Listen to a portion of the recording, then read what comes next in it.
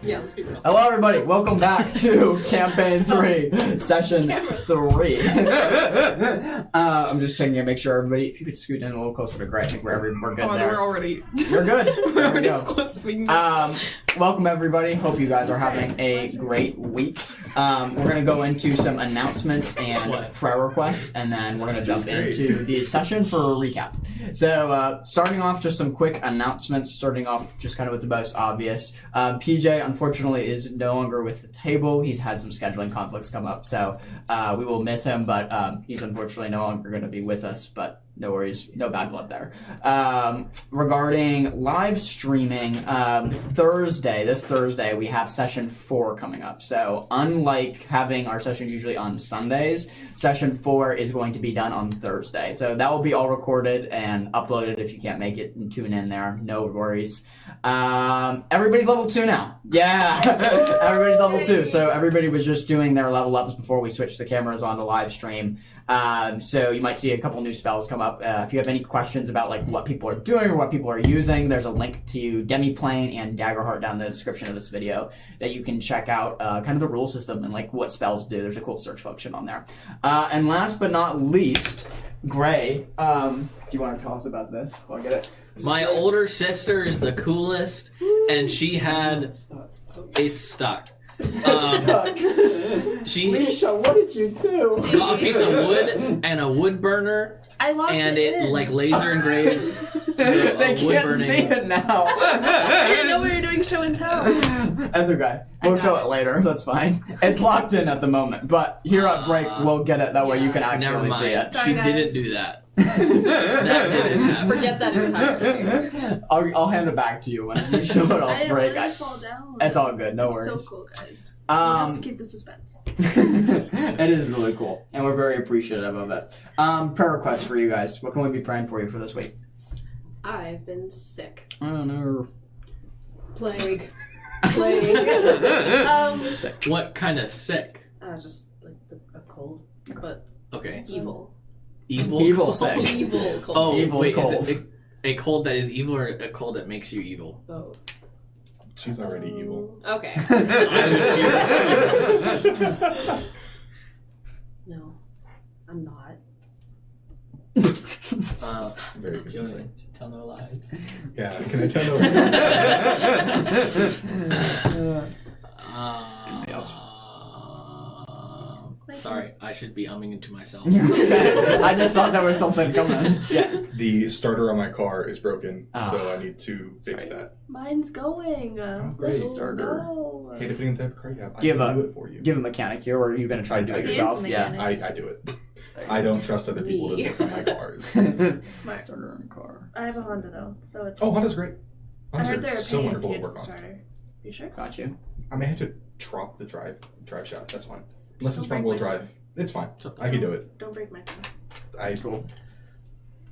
So your starter is going too? Well, okay, so kind of. It just Okay. hates my home state. It just Oh, yeah, he's cold protests. weather. Yeah. Well, it's not even that cold. Like I was there all summer, and it just didn't want to start. And then It's, finally it's started like the as third soon as time. you pass by the welcome to Maine sign, Yeah. it just starts. No, He it's starts like- hissing at you. It's in my driveway specifically, Oh, or there's one other place, but haunted technically, driveway. it's It doesn't like my house. It doesn't want to start at my house. So, Shrub is taking a nap.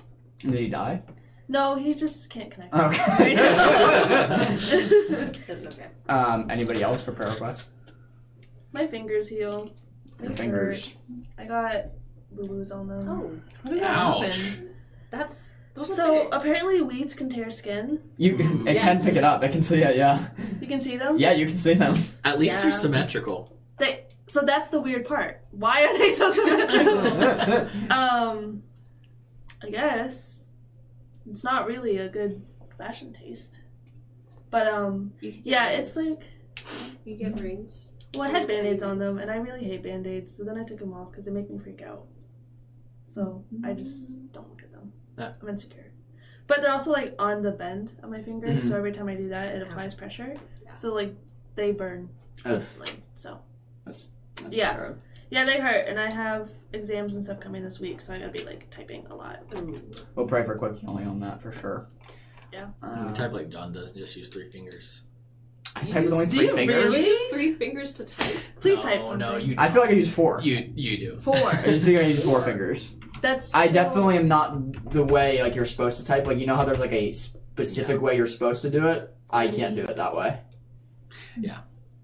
But you're not a pecker either, like you. No, I don't do that. I'm not the grandma. You probably could use your nose, but yeah, no. Like Flint Lockwood from Climbing with a Chance of Meatballs. He just like. Although with this Sorry, keyboard, that's we got probably it. what it sounds like I'm doing. Cool. Any other prayer requests? And then we'll jump into recap after. Sleep. Yeah, I got you. Please. I've been getting a solid 4-ish hours a night. Oh. Is there any reason, or just you're not sure why you're not sleeping through the night? No, it's school. I've been working on school till 3-ish in the morning, Oh, and then gosh. getting up again at 7-ish. Okay. So Yeah, I'm sorry to hear that. no. How many nights We can in have a row? therapy session after. 6 We'll do right it on now. break. Oh, 4 hours? Oh my God. Well, I've gotten 6 a couple nights, so that's better. But it's been a while since I got a good Thank good you night. for being here. Yeah. Yeah, I mean it's the one moment of the week I actually socialize with people, so Okay. I kind of Well, audience, if you see Annabelle dozing off, she gets a pass this session. Just this session. I'm just kidding. All right, so I'll pray over that. Good prayer request. I didn't skip you, right? I didn't My skip you. shoulder still hurts from playing maid volleyball. Okay, great. Well, I have a bum shoulder from playing volleyball for multiple years using improper form. And so then playing volleyball with improper form while playing maid volleyball, I torqued it, and so now it mildly hurts doing normal things. So I'm not gonna even try to explain. Yeah, do we want context or are we gonna keep I feel it? the only we should not explain it until we're ready to do a TikTok of us playing it, Oh, God. and that'll Our be the full. rematch. Our rematch. You want to get toasted again? Are you doing a rematch? Ton of lies. Go ahead and roll me an instinct check. It's not. Oh, okay. We'll Yeah. definitely be praying for that. She witnessed it. All right, all good? All right. Yeah. Dear Yeah, Lord, we're thank on. you for this day, Lord. Thank you that everybody made it here safely. Thank you that we can just gather around the table, Lord, and just have a great session 3, Lord. So far, campaign 3 has just been going so awesome, Lord, and just having so much fun with these people. I please pray that we can just be a bright light for you, Lord, and that we can just sow seeds into this community. I thank you for every single person who's tuning on and listening to us RP and just have fun with each other. I just please pray blessings over their life, Lord. Specifically over my table, Lord, I please pray for Sadie as she's been sick with a cold, an evil cold. I please pray that continues to get better, Lord, and that it doesn't turn her too evil. I please pray that she just continues to get better and it doesn't affect her sleep or classwork or anything like that. Lord, I please pray for Carter and Leisha as they're both having starter issues with their car. I please pray for Carter, just if he doesn't have it already, just give him the knowledge to fix that on his car. Help it be hopefully an inexpensive fix that he can go and just get it all set and fixed and not be too labor intensive of a process. Lord, I please pray for Alicia's fingers, that she's kind of has some little marks on her fingers from weeding. I please pray that they heal quickly. Lord, I please pray for Annabelle as she hasn't been getting a lot of good sleep lately, and we know that's very, very important. I please pray that she can kind of get a better sleep schedule and get some good REM sleep. That way she can feel much more well-rested and tackle school much more efficiently. And Lord, last but not least, I please pray for Gray as he's still recovering from kind of the little shoulder incident that he's had. And I please pray that his shoulder, the ligaments or the bone or whatever it is, just starts to heal very, very easily. And in Jesus' name I pray. Amen. Cool stuff, guys. So, recap. Let me turn on the music. Are we going to do introductions again? Oh, yeah, thank you for reminding me. So, someone had a great idea. I got you. Could you bump that back up? I'm turning it, thanks. Someone had the great idea of doing introductions just again, because everybody knows here what character they're playing due to the tags, but they might not know you guys. So go ahead and give a little introduction. I'll start with you if you don't mind, and then we'll go around this way. Give as much as you want. Your name, and then if you want to do a fun fact, great. If you don't, no problem. Okay. My name is Alicia, and I have a bookstagram because I like to read. Nice. Go follow. I have a question. What is your shirt? It's a super cheap shirt I got from Walmart. That's so cute. Oh, it's cool. Like the Cupid Club isn't a thing. I thought it looked really cool. I thought it was like branded. It's my gang, actually. I was telling John that I wanted to join a gang. Can I join the gang? Well, so it's a gang I'm starting once I get my bike, and then once I get my you're already Like pedal bike or motorcycle? That's not funny. Hi guys, I'm Sadie. I'm Sadie, and I'll be your waiter this evening. That's Nice. my fun fact. Waiter? Nice. Yes. Okay. I'm Carter. Cool. I am Grayson, and I'm playing Cram, and I realized after session last time that us three are the edgelords of the group, with you two duking it out for first, and me taking a solid third place. Yeah. Nice. But you guys have to fight it out somehow. I don't know how you Are wanna you do an that. edgelord? I wouldn't call myself one. Just more edgy than I am, probably. Yeah, I do have a really dark, mysterious past, though. that's true. That's very reminiscent of your character. Wow. When someone says you play a piece of yourself in your character, I can see that now. I don't. My past is full of whimsy and joy. Yeah. Go for it. All right. I'm Annabelle. I guess my fun fact is that I can't think of a fun fact. Yeah. Good stuff. Performance under pressure. Yeah. Hello, I am John. What's a good fun fact? What's a good, really random fun fact about me? You really like those frozen pizzas that you can put in the oven? I do. That's a good and they one. smell really good. Yeah. But in my opinion, they don't taste as good as they smell. That's fair. That's fair. Yeah. I do like frozen pizzas. The Red Baron sponsor us, please. The Red Baron French pizza. That's gonna be our first ad read. That's gonna be our See first all ad this read. space up here? This could be good. Totino's pizza rolls. You play like a massive billboard. Your ad here. Oh my gosh, that's so funny. Yeah, we can do that. Okay, so jumping into the recap. He's getting replaced with Totino's pizza. Sorry, we're just in a silly, goofy mood tonight. Guys. We're getting ready for the session. We're getting ready for the session. We take a little bit to warm up. Oh, I have a fun fact. PJ stands for Papa John's. We just weren't allowed to tell you that until now. That is true. My God. He sold his naming rights, okay. You can't say that. Red Baron's not going to sponsor us now. Well, no, that's why that space is empty. Oh, so we have Red Baron. A pizza opening for a pizza sponsor. Oh my Papa gosh. John's is no longer with us. Yes. Okay. Rest in peace. Too I had racist. spoken to him. Not PJ, Papa John. To be clear, PJ isn't dead. Just in case anybody is wondering out there, PJ has not died. Alright, so recap of Campaign 3, Session 2.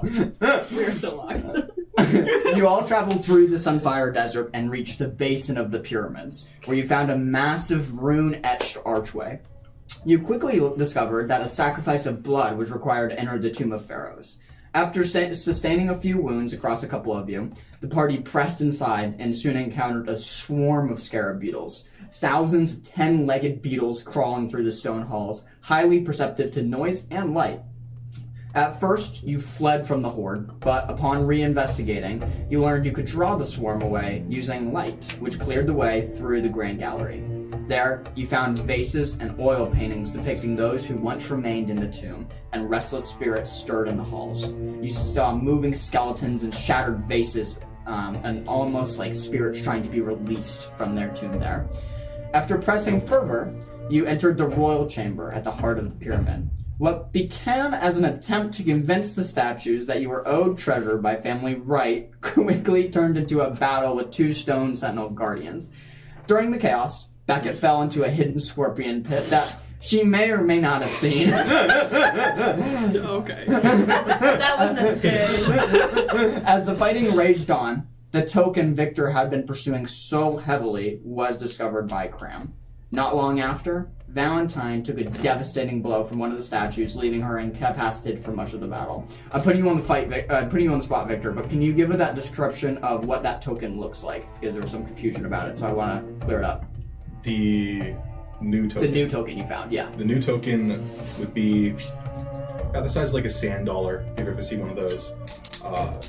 Carved out of a piece of bone and carved within sort of like a blackened ring on one side is what essentially just looks like a woman in a long, like, flowing dress and the distinct silhouette around her head of like a veil.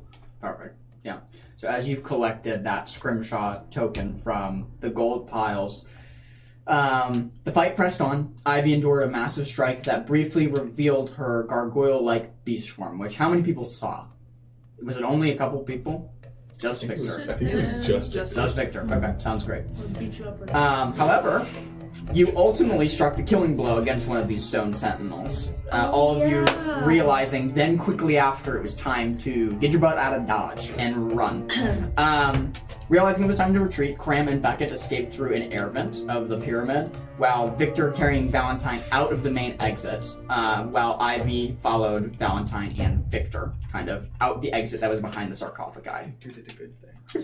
You all made it safely back into the desert, carrying both the token and moving into the desert heat as the two sons of Tildare has risen once more in the desert. It's about 7 a.m. at this time. That's where we are going to pick up, and actually I'm going to ask the entire table to leave except Valentine to start our session. So... Bye! So long! I was right, wasn't I? You said you had a dream plan, and I was like, You who were right. might You were that right. be? I said immediately, I think it's Sadie. Trump is right. not working, unfortunately. Wait, That's no, fine. No no, guys, you can stay. Don't leave. I am here in spirit. See you on the other side. See you on the other side. Okay, let me just get this pulled up, Sadie. Just give me a quick second. It's so quiet. It is so quiet. It's so peaceful. It's so peaceful. Wow. What do you got for me? As your unconscious body lays in Victor's arm, you quickly find yourself pulled into a dream. You find yourself in a dark expanse. It seems like a dark cave, yet there's just no ground around you. You can hear the occasional water drip happen occasionally around you, where you hear it echo throughout this huge dark expanse. Think of just space, as it's just nothingness all around you. As you look around, you wonder if you have died and passed on, or if you're in some sort of purgatory or some sort of situation where you have not experienced this before. You feel cold.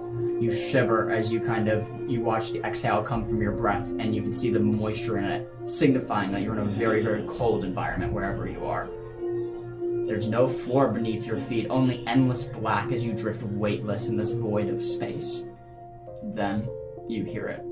A voice, distorted, jagged, echoing with menace. Yet beneath the twisting layers, you know it. It is familiar. Unmistakably familiar. Beware, O soul who seeks the mark and glory of the matriarch, for least you prove the self-devout.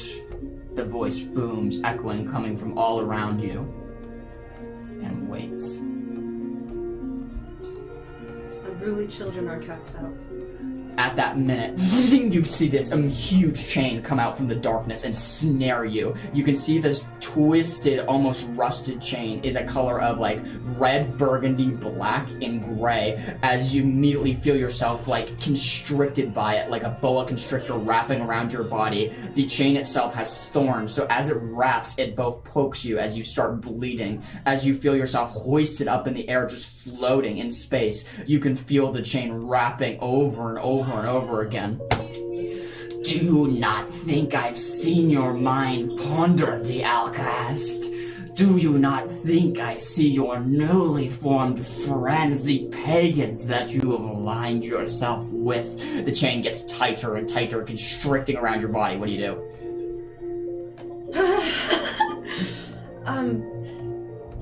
I sort of cough at the constrict, the constricting and I say, it's just curiosity. You can't blame me. As the chains loosen just a hair, just so it can hear your voice, you feel the chains and wrap you over and over and over again. I doubt you have just curiosity, child. As the chains once kind of constrict once more, you've also failed your weekly sacrifices. I've been traveling. I haven't had the time. Just let me go, and I'll do extra. I'll do double. Go ahead and roll me a present roll.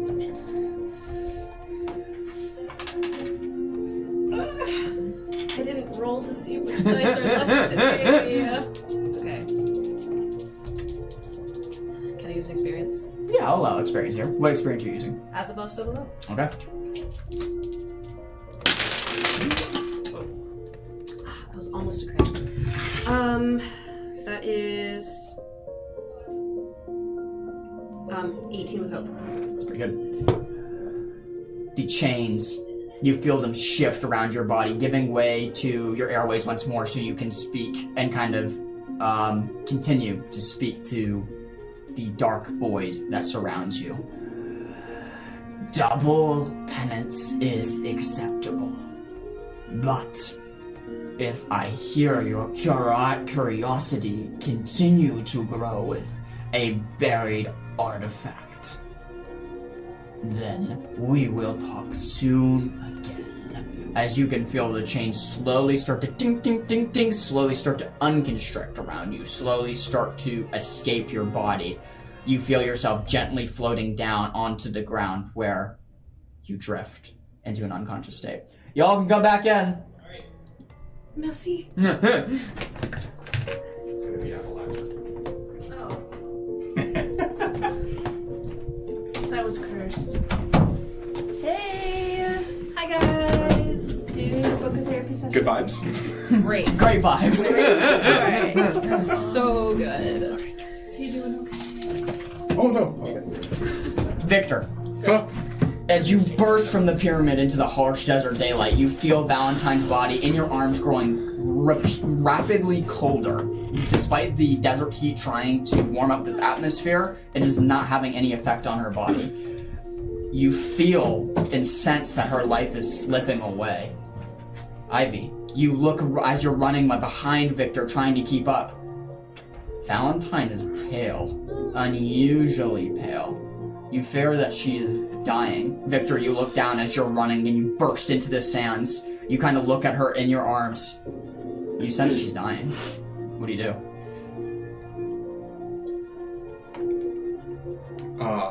We're out in the sand now. You're out in the sand. You just escaped the pyramids. It's you and Ivy and an unconscious Valentine. Victor's gonna, set Valentine down immediately and look up at Ivy. Do you have anything healing, anything for her? Ivy is instantly, when she catches up, drop to her knees, and she's going to kind of scoop up Valentine. She's going to grab part of her horn. If you look at her, you see she's got one normal horn, one that's half, and the tip of it looks like it's been crumbled. She's going to rip off the rest of the horn that was there, and she is going... Where's most of her wounds at? It looks internal. There's not much external bleeding. Okay. She's gonna crumble it up in her hand and just shove it into her mouth. And this is me giving a minor health potion, so that immediately clears 1d4 hit points. As you shove the broken horn into her mouth, and the liquid begins to pour, this weird viscous liquid begins to pour into your mouth.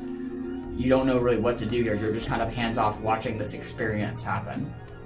As suddenly you come back into reality. You see the two large suns, most notably Solar, as its huge and bright rays, it's a big sun, are just kind of up in the sky. As you are sitting there, the light is so bright from where you once came from. It's like you're shielding your eyes after being in a dark place for too long. But you can make out the faces of a very distorted Ivy and a very distorted Victor, as you're just coming into consciousness. As you grab your chest, as you feel pain writhing from inside of you, you quickly try to grab some of the magic that you usually have and just kind of try to just kind of shoot it out of your fingertips just to kind of wake your system up. And as you flick, nothing happens. No magic emanates at all. As you notice, a grave fear befalls you very, very quickly. I like kind of scramble backward and sit up, and I grab my knife and I cut on my forearm and I try to cast again. Sure. As you cut, go ahead and take a stress. You cut it and go ahead and cast. Nothing happens. Nothing at all. As Ivy and Victor, you are now watching a very panicked Valentine try to summon a spell that's not coming up with anything. Whereas you are doing that. Beckett and Cram. Got it. Oh, I have yeah. a jar. Oh, yeah, there, you got it. Yep. Also, everyone can take 2 hope Oh, yeah. from our coupled luck bringers. Thank you. Uh-huh. That's sweet. Awesome. Boom, boom. Hey, 2's great right now. Hey, you're looking a lot better. Way better. As you both were just made it out of the air vent, you quickly kind of make your way down the pyramid very, very carefully, as it's like a ancient stone set of staircases, so you kind of have to watch your step as you're maneuvering down. Your party is nowhere to be seen. It was just you two who fled out of the air vent. As you kind of slowly climb your way down the pyramid, you kind of look out about the desert. And you see a few figures on the other side of the pyramid. It looks like 3 of them, but could possibly be Victor, Valentine, and Ivy. Kind of on the darker side where the shadow is being emanated from the suns.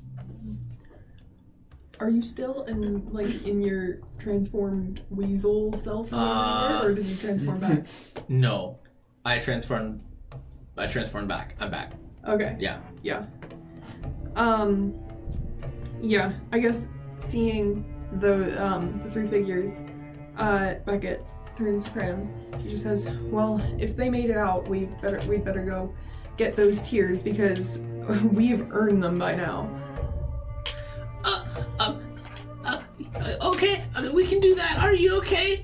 You look rather injured.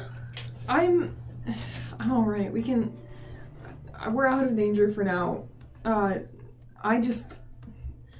want to know what the heck he was thinking bringing us in there. Knowing that his right to his heirloom might not be honored. Mm-hmm. I agree with you. I think he's probably a lying, scheming scoundrel. All right. I'm very upset.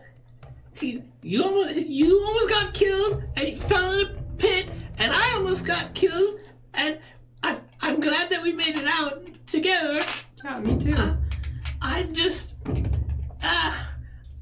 didn't expect someone that was so nice to be so bad. Mm-hmm.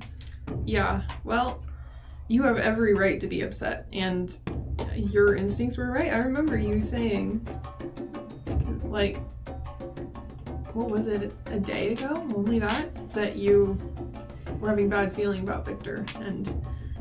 I did? Yeah. Oh, that's so smart of me. Yes. Yeah, well, let's just go and see if we can't have a little chat with them. It takes all of 10 minutes for you to scale the 300, 400 feet pyramid just very, very cautiously before reaching then the ground. And then eventually kind of another 5 to 10 minutes of making your way around the basin to get to them. You see a very conflicted Valentine. You can notice that her face is very, very pale. And maybe that's just the contrast of the desert heat, but you notice it's a little bit more pale than it usually would be. And then you can see Victor and Ivy kind of conversing back and forth to themselves as you kind of slowly approach the group of 3. I'm walking behind Beckett, looking over both of us and seeing how both of us are very badly injured and our clothes are torn. I'm definitely going to need some new clothes now. Thankfully, my hat is intact, and I stand very much behind Beckett as we get closer to the group that I am, to the group, including the one person I'm now much more skeptical of. Sure. And I'm peeking out from over your shoulder, ready to run or something if we need to. Throw some sand at someone. But I'm warily eyeing the dying person on the ground, our friend Valentine, but I'm not going to speak. I'm going to tug your arm a little bit and like point at her and just look scared. Beckett is doing. She is walking at a very brisk pace, trying her best to look intimidating, although it's a little hard as she is only 3'6", but she is she's walking briskly towards Victor, and when she gets close enough, like within earshot, she's just gonna yell out, "Victor, what the heck was that?" Or are you talking about the pit you jumped into? You know what I'm talking about. This is not the time to make jokes. It's not a joke. Alright, well, why don't you just give us what we're owed, and we can get back to civilization and just... What even happened? What do you mean? Like, you saw what happened. He didn't tell us what we were walking into. I thought we knew exactly what we were walking into. A super trapped pyramid. Are we surprised that this happened? He said that the only threat would be grave robbers, and that he had a right to... Okay, last thing I remember was that stupid stone statue swinging at me, and now I'm here. What happened? You know, good point. I don't remember seeing you on our way out. What did happen? Well, I mean, you wouldn't have seen her since you ran instead of staying to help. I think that we were all on our way out, and I don't exactly remember signing up for all of that. I remember signing up to take care of grave robbers. And at the time that I told you that truly was my belief. I don't think you can argue against the fact that you withheld vital information. I didn't tell you it was a pyramid. Beyond that, I gave you all that I knew. It didn't sound like the heirloom was yours. The statues were pretty clear about that. Not by blood right, but Well, there are other rights. That's not an heirloom then. In a sense, it is. I think that Cram here has a point. I'm pretty sure you ask anyone what an heirloom is, it's your right by blood, not anything else. Do you guys follow the mother? In a sense. What if she asked you to do something?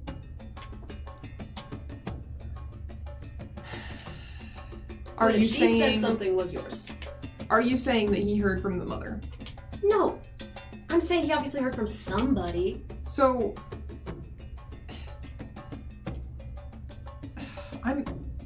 who did you hear from then? Her. Her. Who's her?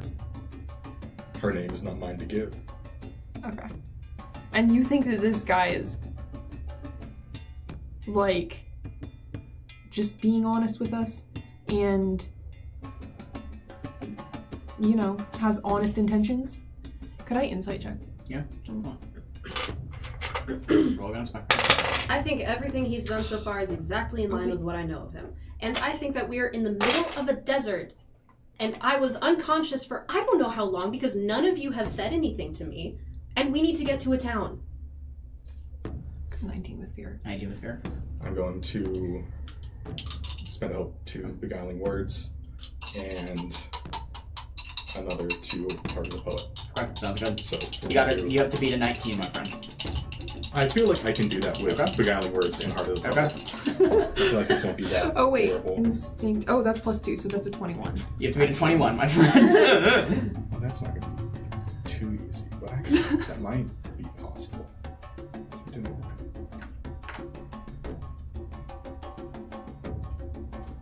Like to roll these guys.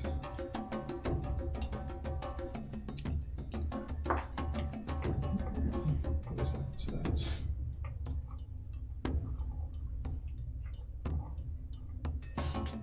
Very close.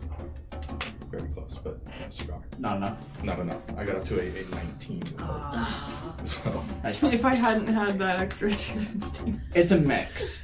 It's a mix. It's a mix of both honesty and dishonesty. As far as what words are honest and what words are dishonest, it's awesome. But you can definitely tell some words that are spoken are truth, and some words that are spoken are just slightly off the truth. Just enough to throw you off the scent. Look, I agree. We need to get to town. I have dealt with similar people before, and I can tell you, I do not think that he is being completely honest or that he has the best of motives. But I would agree, we are in the middle of the desert right now, and we should probably get back to town. But I need to know that I'm not the only one who's infuriated right now. I'm with you. Thank you. You almost died in there. In fact, you did die.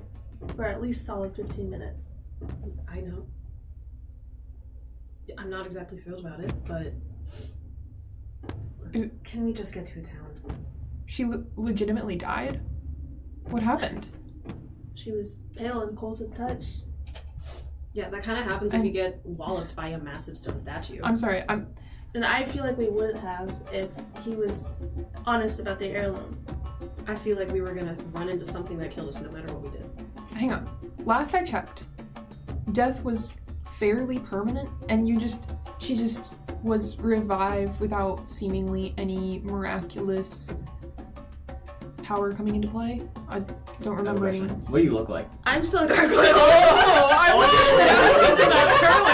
I'm glad I asked that question. Yeah. So rewinding. Now that I know that, I imagine you saw them coming and dropped. So No, I think that they Okay. were just so infuriated that they just kind of okay. So didn't fully rewinding. focus. No, I think it's fine. Just so you guys see, not Ivy, but a stone gargoyle with a half-broken horn, a stone tail kind of coming off her back. Do you want to take off the description from there? She's got the gargoyle wings. She Stone looks. wings. She doesn't have like those gargoyle features. She looks like herself, just encased in stone. And then she's got the horns. So we recognize you. Yeah, You just look stoned. different. Yeah, yeah. Okay. Okay. This would have changed the approach. It's okay. Are you okay?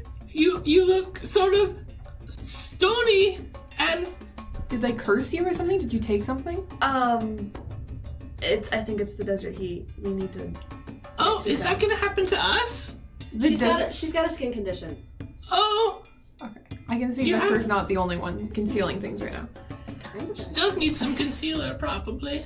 As you say, skin condition and concealer, like two small stone pebbles drop off of your body and just land in the sand. I grabbed them.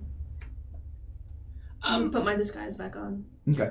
You all watch Ivy, the normal Ivy, white hair and a tan skin, comes back. Doesn't look like anything ever happened. Oh, that was extremely odd. It's an interesting skin condition. Are you were dead? How do you feel now? Not dead. Oh, you're smiling. Is that do you feel okay? I'm in so much pain, but I'm Oh. alive and conscious. Well, where does it hurt? So. Everywhere. a little Okay. bit. Mostly like my ribs though. Okay. I can make you feel a little bit better. Could you? Yeah. Lay down on the sand, and I'm gonna sit crisscross applesauce beside you, and and take your arm and put my hand on your arm. And then I'm going to use regeneration. Sure, absolutely. How many hit points does that clear? 1d4. And then what does this look like as you lay down on the sand, I imagine, and you approach? This is not for me. I'm not being healed. It's for her. No, You get to roll it. Oh. It's your spell. Yeah, it's your spell, so you get to roll the 1d4.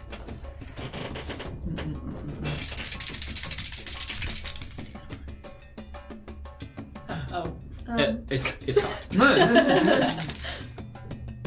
It's still sort of cocked, but it's a 4. 4. There you go. Take it. Oh, you're looking a lot better now. Way better. You lay down on the sand and okay, close your eyes. I haven't done this in a little bit, so be patient. But I'm going to take your arm in my hands, and you feel the sand underneath you start to vibrate softly, and everyone can see as it makes an outline around her body, and the outline of the sand around her body turns like a jade green, and there's a jade green energy glowing from my hands. The first thing to stitch itself up is your cut on your arm that you made, which immediately feels better, and then the rest of you is now, baking in the sun, but a different sort of heat from that. It's the heat emanating from under you, but not like you're cooking in the sun. More like if you're feeling the warmth of a warm bath, but without the wetness of the water. And it like seeps into you slowly and makes you feel very relaxed. And you feel a lot better in all the places that you were hurting. Thanks. Oh, that was very fast. Did it work? I think so. Okay, do you feel better? A lot better. Oh, all better? Yeah. I'm great. Wow. Thank you. That went really well. Oh, you're welcome. Are you hurt? Do you feel bad? Yeah. Am I okay? Wait. You look sort of angry. Do you need more like emotional support? Emotions. Sorry. It's been a long trip, and this was... I didn't get hurt? Not at all. That's not I right. don't think that's right. That's not right. Unless I use all my armor, but even then... You definitely had hit points. Yeah, Mark. definitely. You I think I definitely had- a little bit more. Are you on the right character sheet? Yeah. I am. Just, yeah. I think- Just take a couple. When you level up, it clears out some of the hit points that you took. Oh, okay. Gotcha. Because I did add a hit point. Then you're not that hurt. I'm great. Oh, Yeah. you're very tough. Probably partly due to your skin condition. Do you need any like ointment for that? She's gonna look at like a fake little scar and be like, if you have a little bit, I'll take some. I don't. I'm sorry that I offered. I wasn't trying. I was just asking a question. Do you have one more cranberry? No. I gave them to the Beatles. It's okay. But you could take this instead. I'm going to reach in the front pocket of my overalls and pull out a little flower crown. And it is sort of small. Does it fit on your head? She's gonna look at it like she doesn't know what to do with it. You wear it, and it gives you some protection.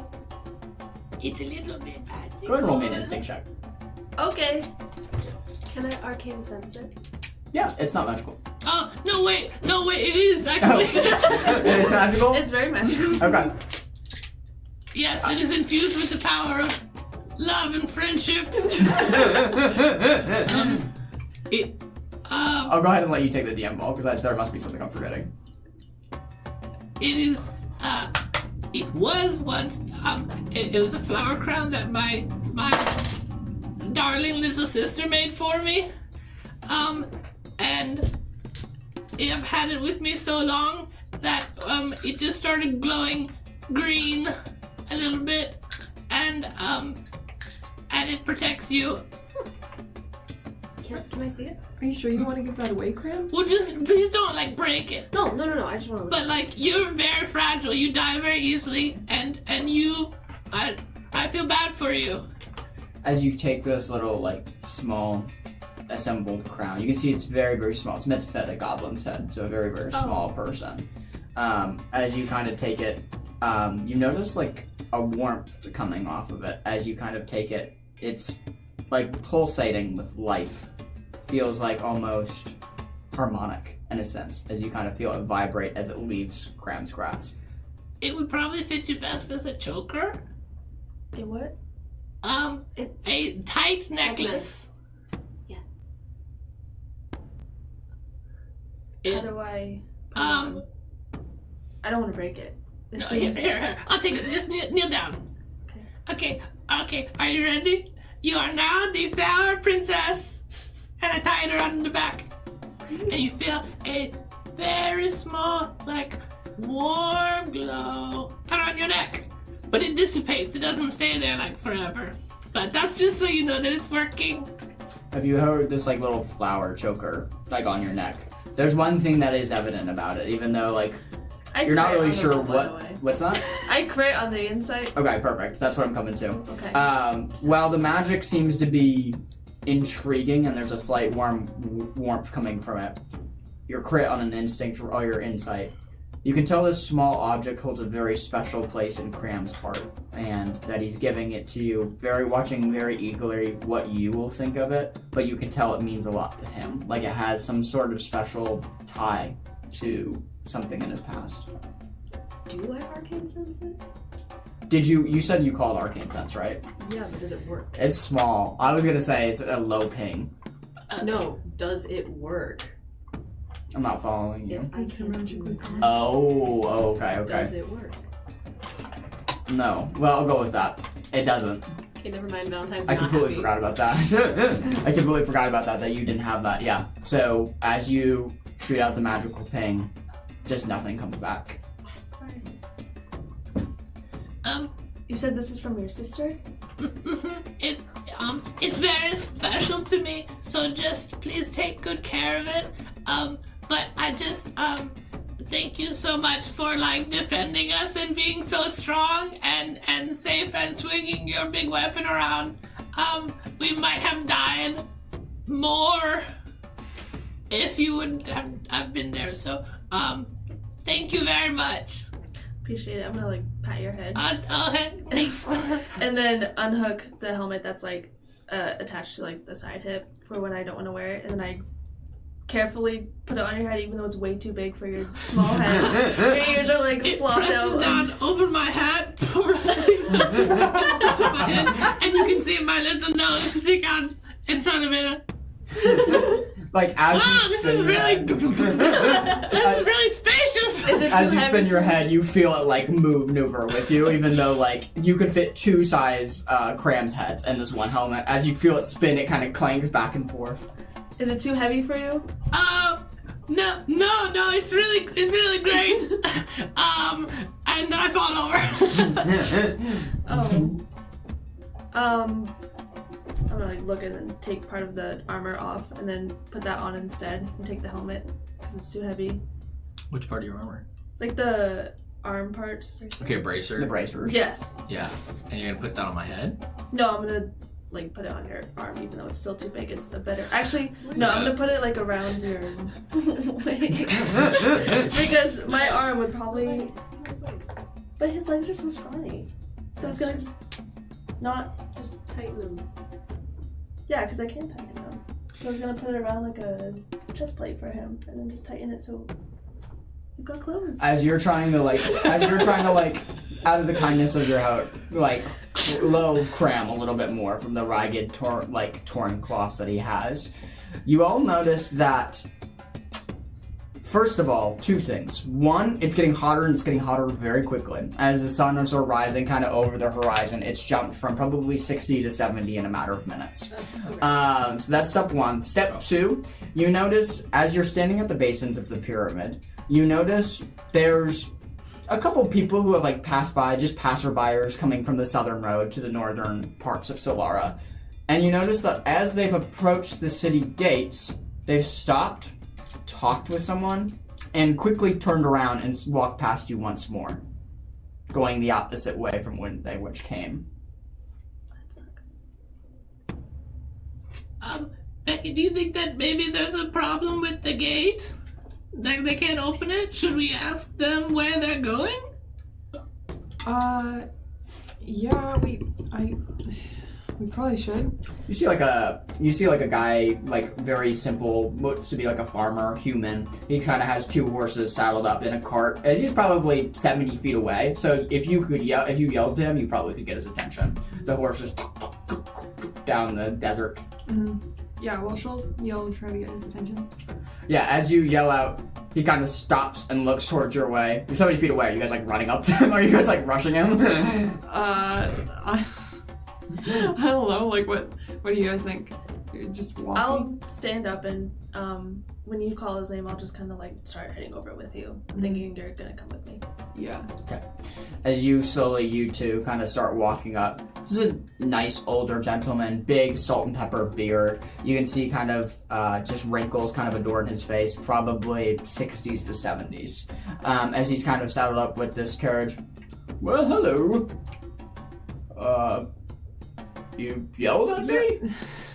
Sorry, sir. I was just curious. You got turned away? Is that right? Or Yeah, well, we were coming up here just for a normal farmer's run, but apparently the city is closed due to a huge attack of something.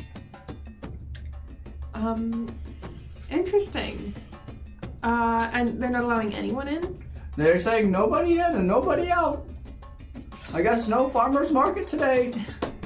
Well, you'd be concerned that the people in there could be going hungry without their fresh produce. Well, that's what I was thinking, but he said no. Why do you all look so dirty? As he looks over at you and you guys are like all scrapped. It's a long story, sir. What do you say we try to help this nice farmer into the city? We can try. How would you feel about an escort trying to get back in? Well, we can try. They were very adamant about letting nobody in, so I don't think it would go over well, but we can go and try. Why not? We could just go to Dirt. South. It's not far. Yeah, I mean, what do you think, Graham? I'm headed. Are you with them? Are you with Ivy? And... She's walked up. Okay. I'm headed in that direction. You all could pile up back here. I know there's some vegetables. There's like a good, the whole floor looks like to be a mix of cabbage and peppers. But if you sit in places and kind of move them out of the way, it's not like overflowing. It's not copious amounts. You could fit all 5 of you. I'd be a little bit squished, but it's a free ride. Victor, still haven't had our payment, so which direction are you going? I'm following her.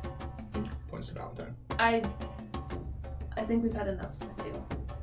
No, wait, hang on. Who died in there? Valentine. So then it should be my call.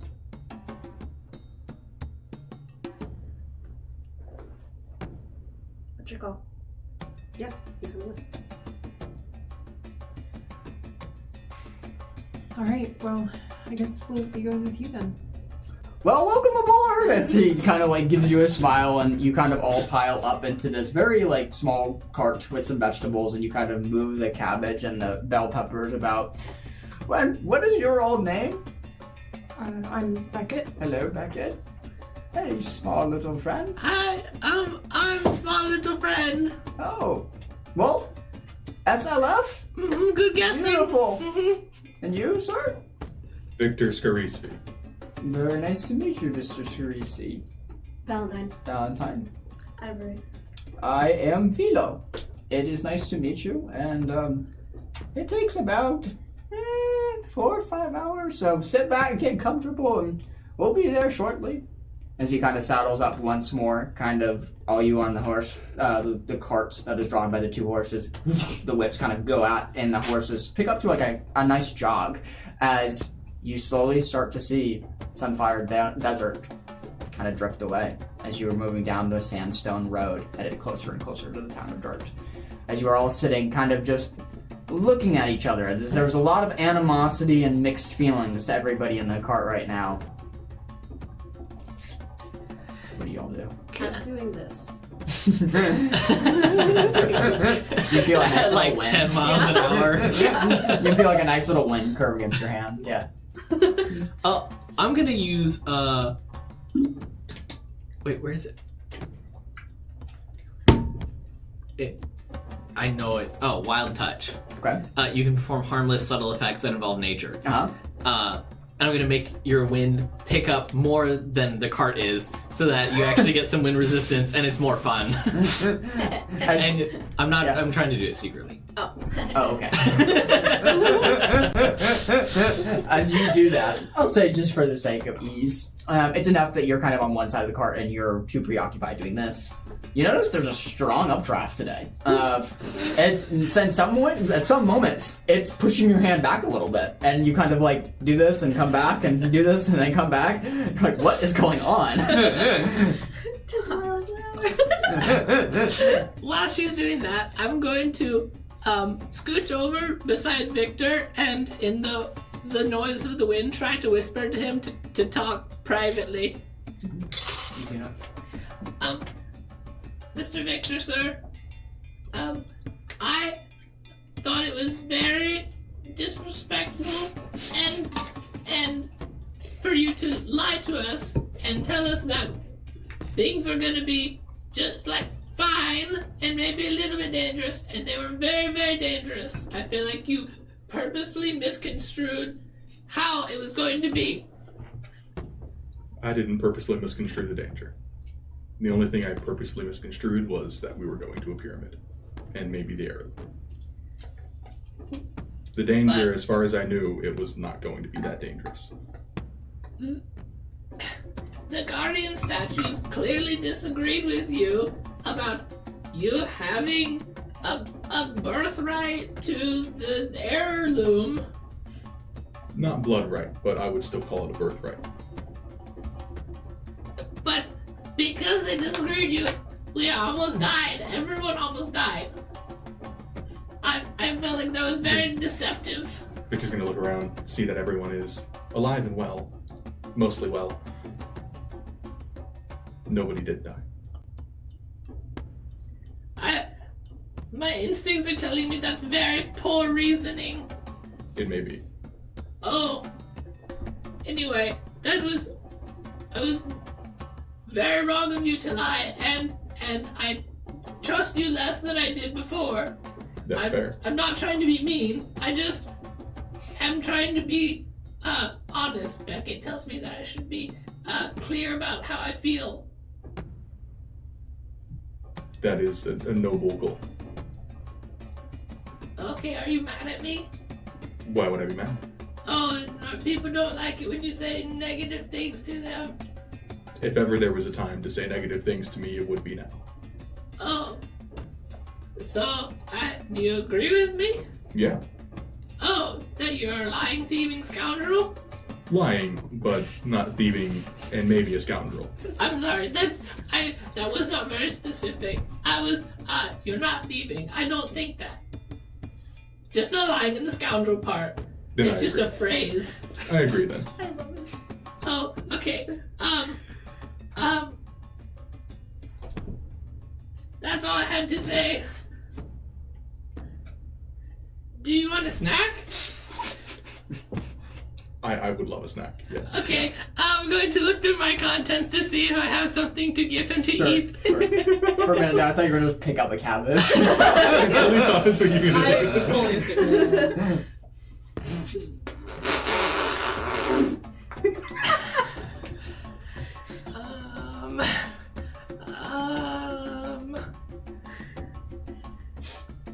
I'm going to pick up a cabbage. I'm going to pick up a cabbage, and I'm going to use wild touch to have a harmless, subtle effect. I'm going to pick it up, but make it look very fresh. Okay. Not necessarily changing the contents of it nutritionally, just aesthetically. Go ahead. And I'm going to hold it and, here are your veggies. Is this yours to give? No. Okay, Victor's gonna reach into his pouch to see if he has anything for us. Sure. I'm sorry. You're right. That's thieving. Now you're a scoundrel and a liar, and I'm the thief. That's very bad. The mother would not be pleased. Can I have the cabbage back? As you hand the cabbage back, you notice this, like, you all are kind of, like, minding your own business, you playing with the wind, you kind of just looking out on the desert, where you see, passing back and forth, a cabbage is Cram and Victor, and suddenly Cram has this cabbage once more. As you look up towards Velo to see if he is, like, heard or seen any of this, he's not. The loud sounds of the horses and up with the upper carriage is kind of as he's, paying attention to the field. He hasn't heard anything that's going on. Okay, marvelous. I'm going to send it down. I'm just going, just so you know, you can lie, and maybe that's okay with you, but it's not okay with me, and I will not lie to you. I will tell the truth so you can trust me. Because I was told that trust is, if you expect someone to trust you, you need them to trust you. I messed that up. I'm sorry. I'm going to scooch back over to the other side of the cart. As you scooch over to the other side of the cart, just kind of sit there. Yeah. I was, first of all, I was wondering if this counts as a short rest. But Yeah, also I'll give I that wanted- to you. It's been at least an hour. Okay. Yeah. Thanks, Annabelle. Also, Becca is gonna walk over to Valentine. Hey, so I know you told us a little about how you met Victor, but you seemed rather insistent that he continue along with us, and based on what you did share about your meeting, it seemed rather brief, and I don't know why it would merit this kind of loyalty to him when he just sort of betrayed us. I guess the whole time I kind of thought he was full of it, so I wasn't really surprised. I don't know. He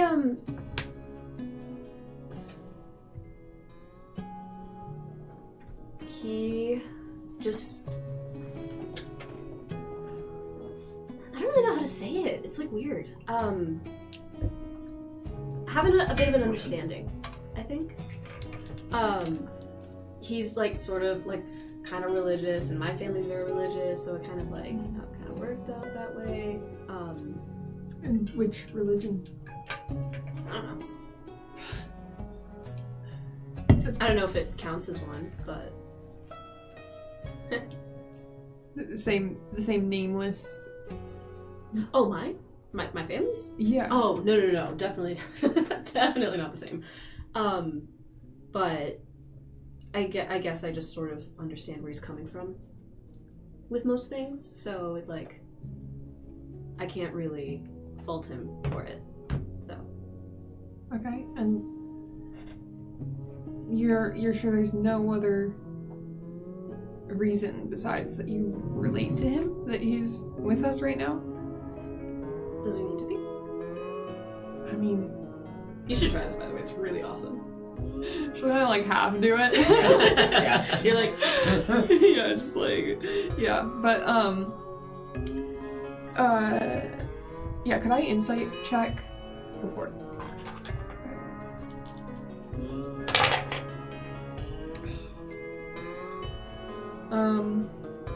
That's just an 11. It's hard to tell, especially after this last excursion in the Tomb of Pharaohs. From what you can tell, reading in between the lines, it's only mostly honest. Okay. Alright, well, I just please don't let your guard down around him. in a sense, I do understand where he's coming from. I've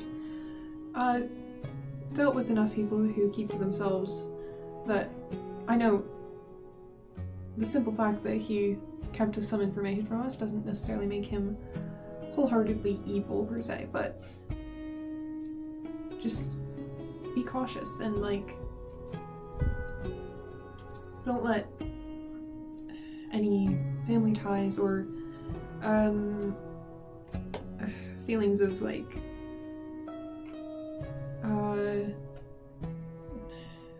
just the fact that you seem to understand where he's coming from, just don't let that cloud your judgment when it comes to him. You're very mistrusting. I kind of have learned to be. It's not exactly a generous world out there, or I'm not like trying to attack you on that. I think it's awesome. Just observation. Right, that's fair observation.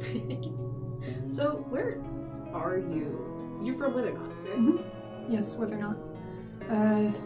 I can't say I'm from any district you've probably heard of.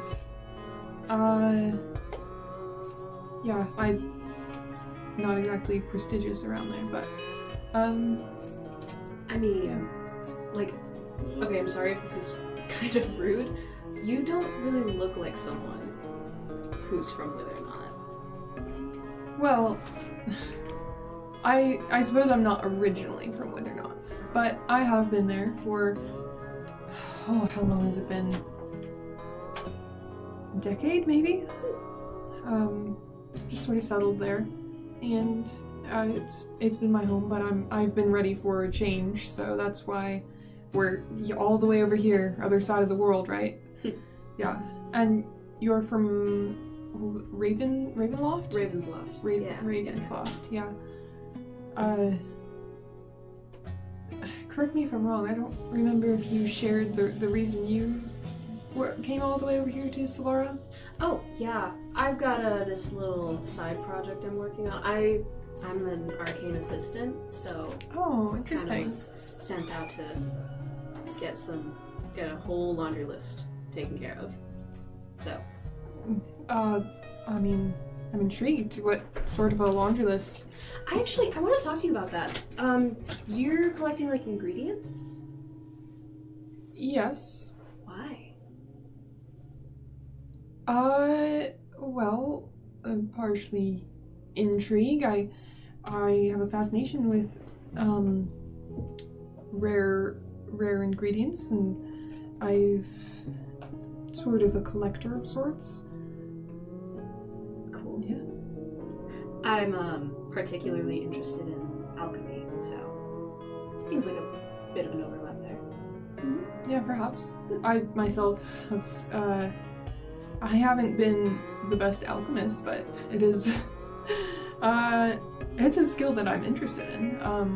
So you're collecting ingredients for alchemy? Is that the laundry list I'm hearing then? Among other things. There's, my employer is very interested in this one experiment, I'd say. So, I'm taking care of some things there. Ivy, does she work for your employer? Is she here to help you acquire? That honestly kind of a happy accident. But that's also something I'm trying to take. I probably shouldn't talk about it, actually. It's probably secret. Yeah, I can't tell you, I'm sorry. Alright. But we are working together, yeah. She was like friend of my friend, so I kind of knew her, like we were in the same circle. Mm-hmm. But then she's like from the she's from the Northlands. And I'm not, so we wouldn't really see each other that much, but when we did, it's like, oh hey, you're here too, let's hang out. Unless I shouldn't have said that, in which case forget, but I don't know. Whereabouts in the Northland? I've been all over. Can I say Ironhold? Oh, okay. Can I not say that? Hey, I'm not in this conversation. You can see Ivy scooching more and more further down like the wagon the more the I'm conversation goes scooching on. towards him. Sure. by the time you kind of like, you're right next to Crab. Crab, you're just kind of looking. You see this giant ivy just kind of like sitting there. I meant Victor. Oh, sorry. Victor. Okay. But I guess Cram is next to him, so I'm like scooching by them. Okay, gotcha. You watch Ivy scooch from like closer and closer and closer, trying to escape a conversation that like seemingly she doesn't want to be in. Yeah, Victor's actively scooching away from Ivy. Play musical chairs. As you're scooching away from Ivy, I'm gonna spend my first turn.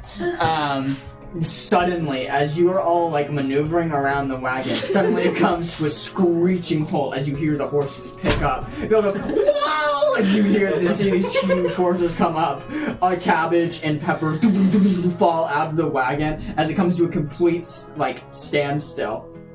Oh wow, I've never seen one of those out in the day before. That's very intriguing.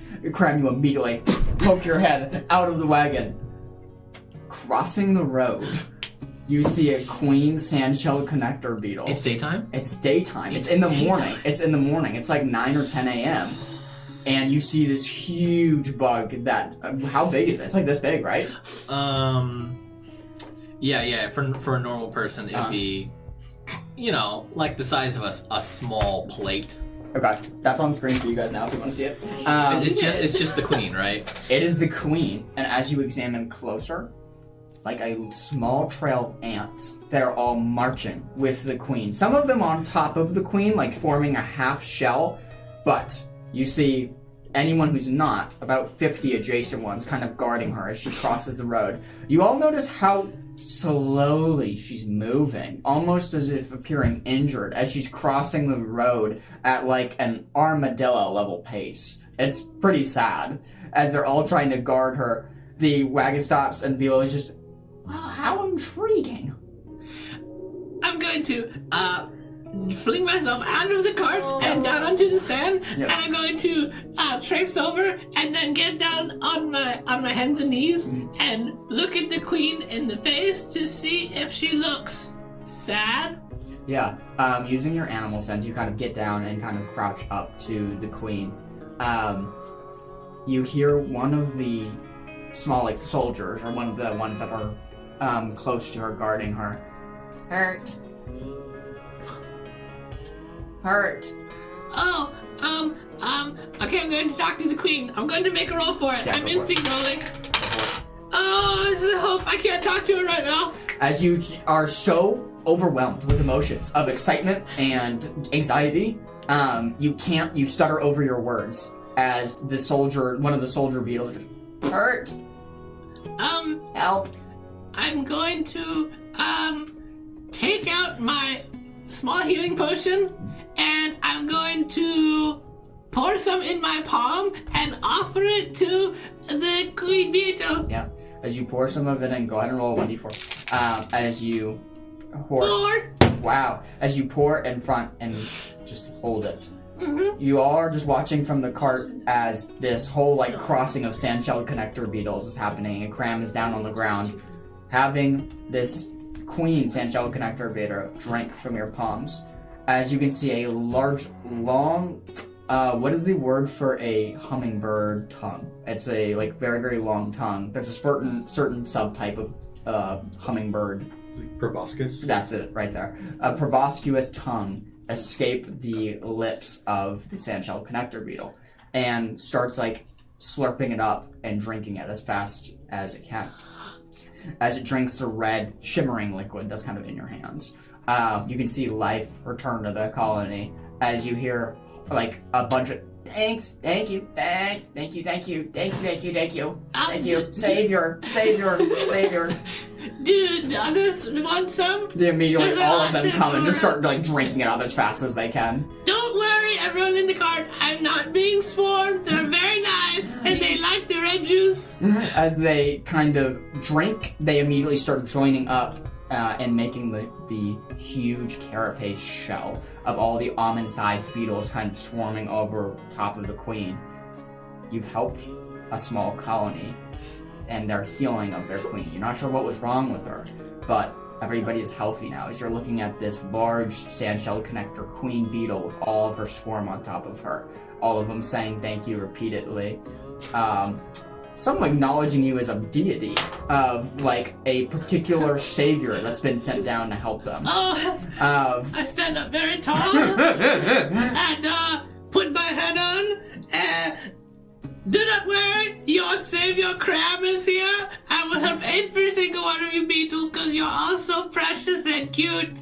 For clarity, none of you hear the beetles speaking. It's just and you hear him. I am the savior, just like talking to these beetles, as he's clearly communicating back and forth and having a conversation. They've kind of swarmed up on the queen once more, and the queen is like getting ready to begin crossing the road once more. I'm going to talk to the queen. Queen, would you like to be my friend? She kind of like looks up at you. Go ahead and make me another animal roll. Okay. Yes. Yeah. Can I hop over the cart and Yeah. just kind of like walk over it Absolutely. and crouch with Graham? As you hop over and kind of crouch with Cram, you're watching what seems like you know when you're watching a conductor at an orchestra? You have a similar effect as he is like orchestrating this huge beetle swarm to like kind of grapple onto the queen. And you notice that he's having multiple chittering conversations with multiple of them at the same time. It dawns on you that he has a natural affinity with these animals, with beetles, and just especially with the things that happen in the pyramid as well. He's very fluent and he knows how to handle them and how to react. What do you say to the queen? You are so beautiful, and I am obviously your savior, and would you like to be my queen, and I will be the king of your people? There's a wait of like hesitation before a menagerie. Yes, he helps, he's her savior, he helps, do it, say yes. Before very calm, regal, I suppose, as you kind of hear a sigh come from the queen, you let out your hand, and the huge queen makes its way onto your hands. At this point, you would probably just be doing this a little bit. The beetle's huge now. It's one huge beetle with at least 100 of them affixed to it. As you're holding it, it takes both of your small goblin hands, plus some of your forearms as well, to hold the huge carapace shell. It's a big bug. As you're holding it, you can hear the chattering continue of the swarm conversing once more. You hear of bits and bobs that it sounds like she was run over by like a cartwheel or something and was hurt. One of her legs was run over.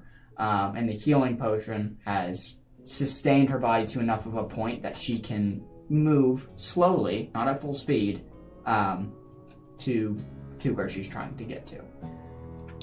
Does it look like she will like heal from the injury? It looks like it will forever be gone. It will forever be amputated. The leg is missing. So Sandshell Connector beetles have 8 on each side. She has 3 on her left side, 4 on her right side. So it'll just be forever gone, it looks like. Okay. Well, I'm glad that you feel better. I'm Sarvin. I can't carry all of you, but I will keep my queen with me, and all of you be ready for when she calls you, because we'll probably need to have like a group meeting or something. And if you have any problems, any one of you can come, and I will take your requests one at a time, and we will make a very good little beetle colony. Okay? All of them stay connected to the queen. They just sit there kind of connected to the queen, just talking once, like, back and forth to each other. Seemingly ignoring you, just on the back of the queen. Queen, you need to tell them to go away for real. Like, I can only carry one of you. Like, you'd be like a small backpack for me. Would you like to be my backpack? We can travel the world together. Ivy! What is he doing? I'm trying to figure out. What? Graham, you're communicating with these bugs? Yes. You can understand them. A little bit.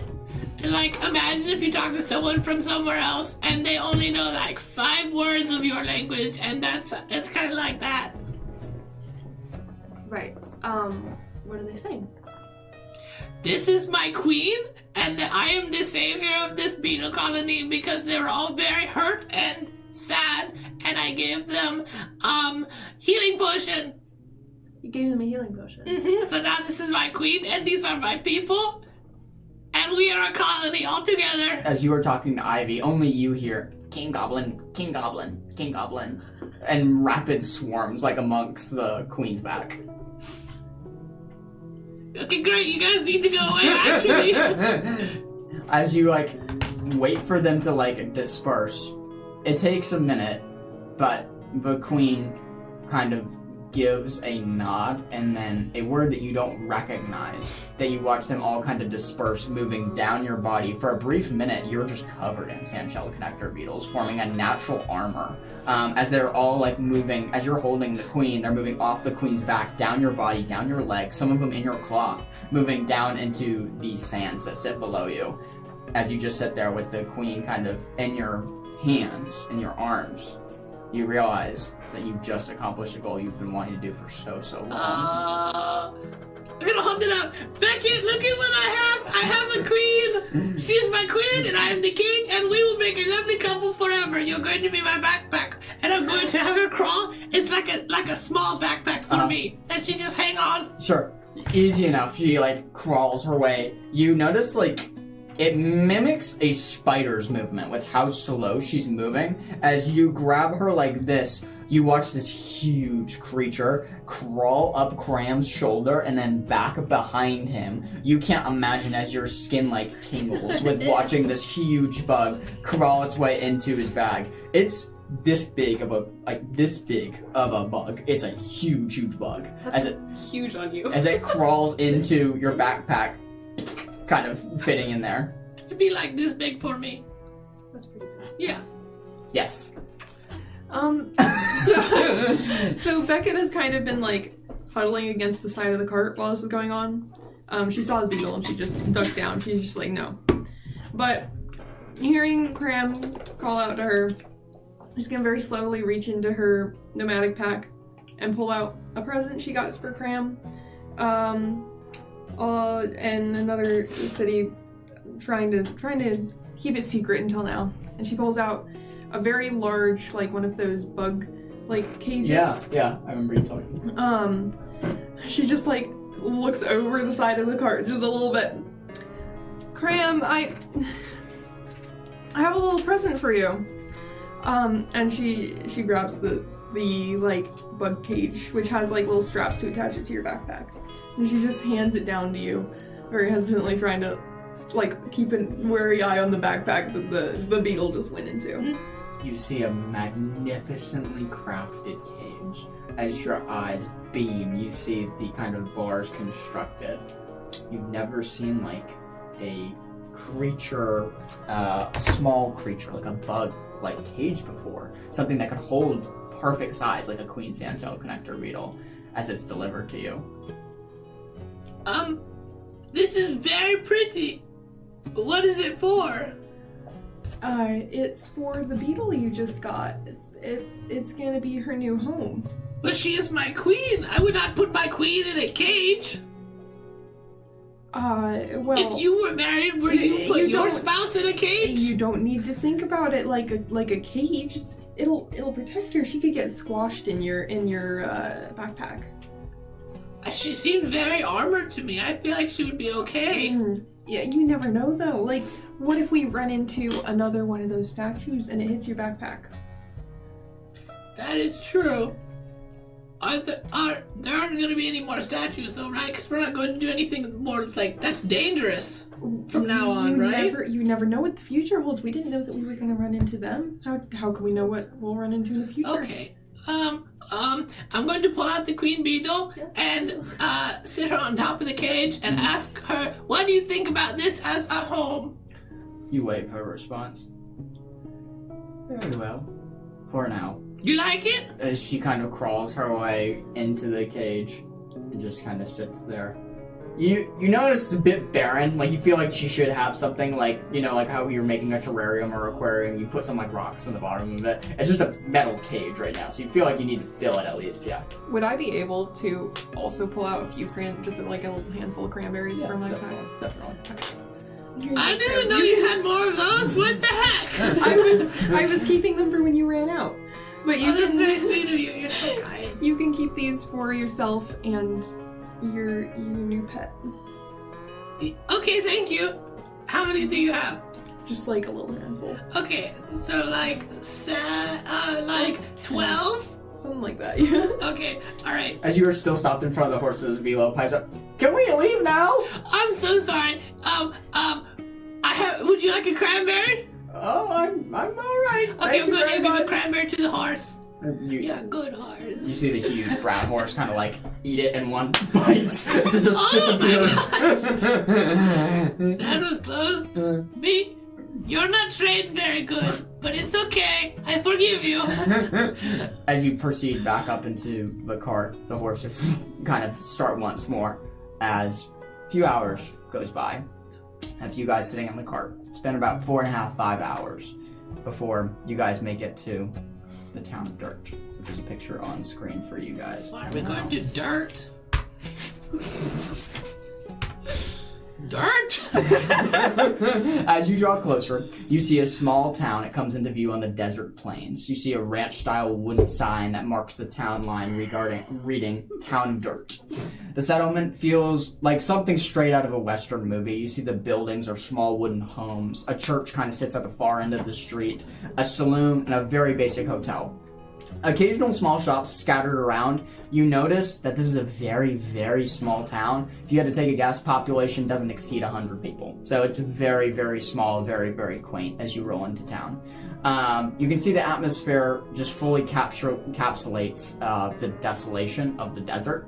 Another thing that is to note is it doesn't look like the desert that you just traveled from, where it's just complete sand dunes and just waves of sand. It's now shifted into like a desert/plain area, as there's some like yellow tarnished grass that's around this place and some sands as well.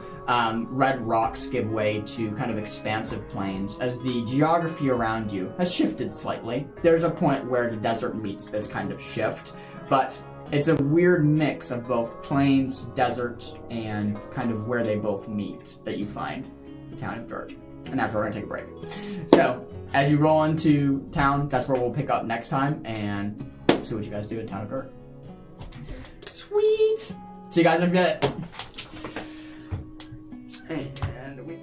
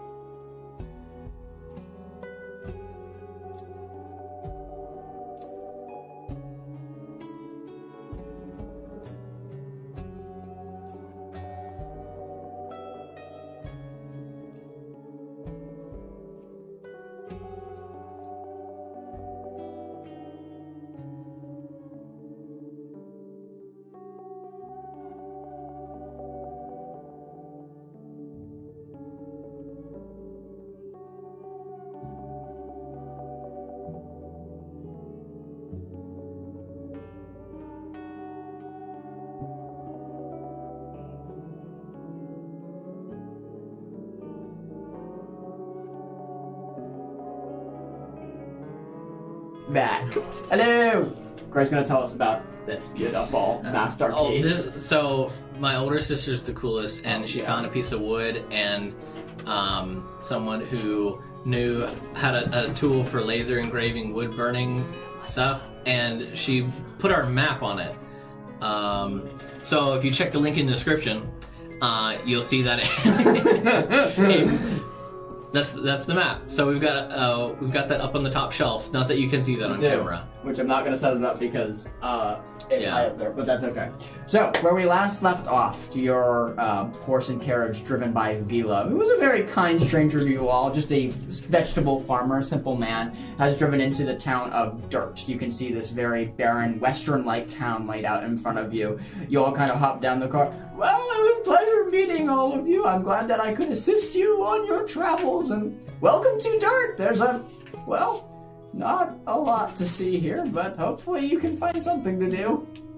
Thank you, sir. Thank you. Do you need any help unloading your cart as payment? I'm continuing heading south towards Funnelville, actually. All right. Well, best of luck on your travels. Best of luck. Best of luck. May the mother bless you all. Here's the horses. You too.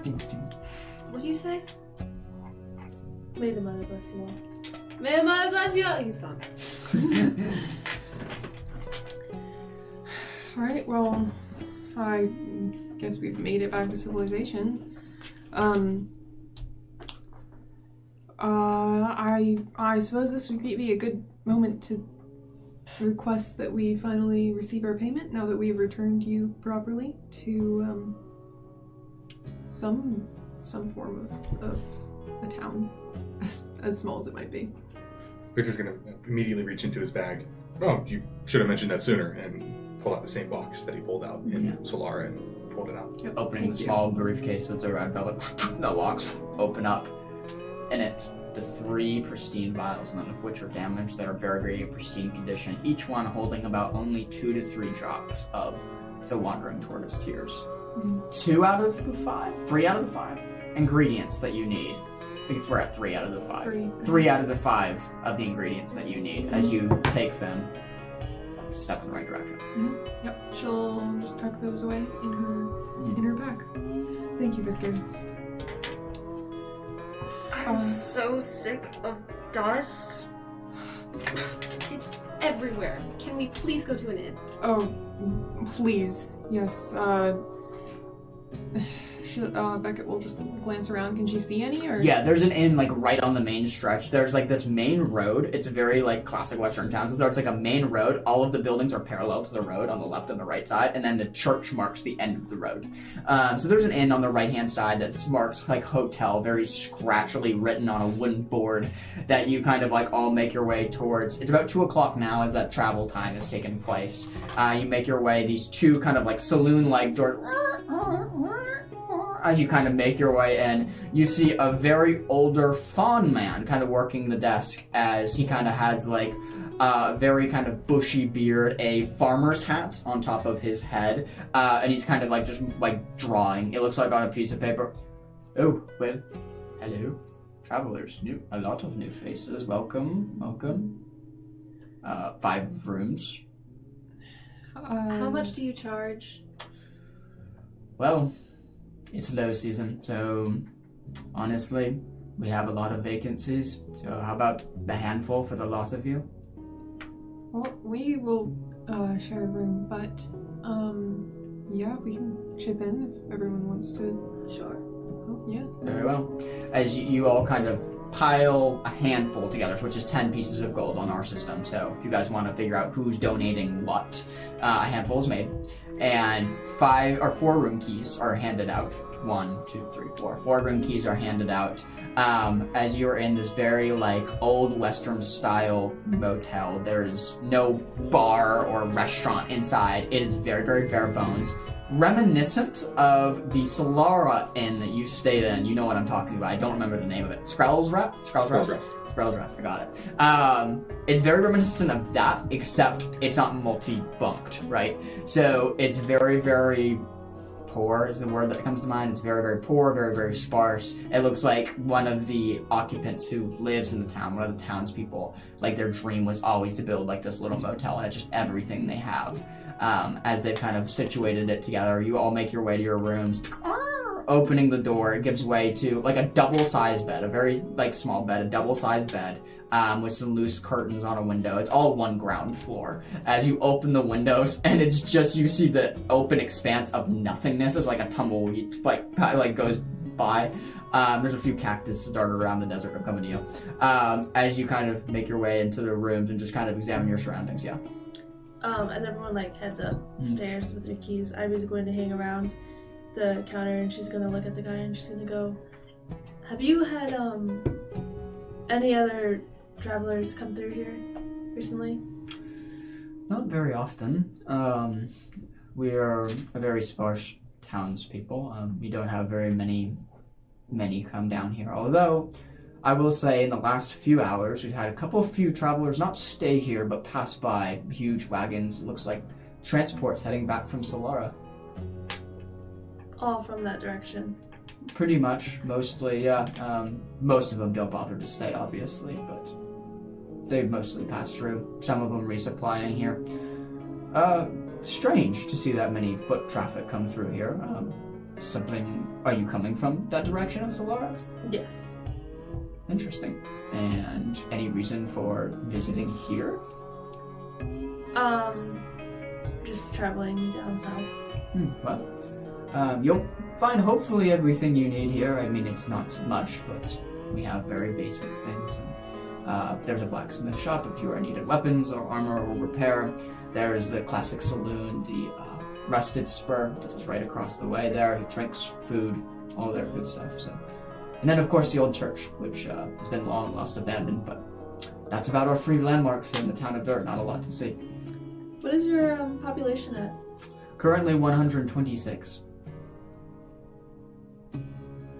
We went from 127 to 126 last night, unfortunately. I'm so sorry to hear that. Grandmother.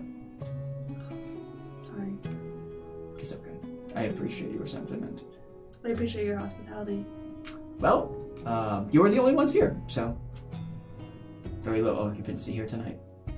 Do you happen to have food here, or no? If you go across the way, we don't serve breakfast here, but the Rusted Spur surely has all sorts of foods. Thank you. And I hope you enjoy your stay. As you take your key and kind of maneuver, what does the bedding situation look like? So one room.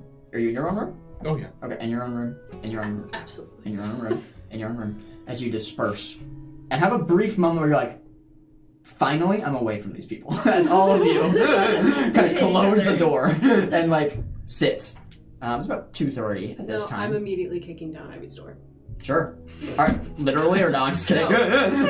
You immediately kind of like, as the doors close, open the door once more and Second go up. you close it, I'm like, Go up to Ivy's Ivy! room.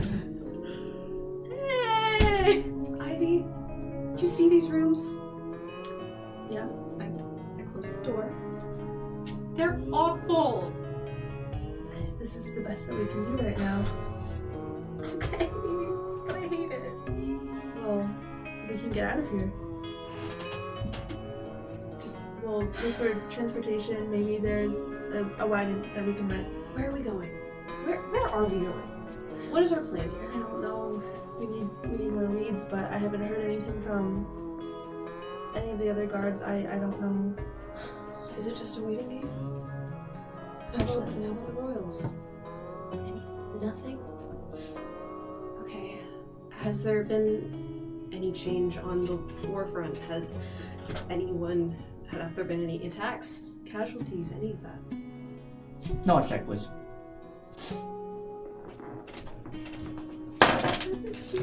Oh! Credit?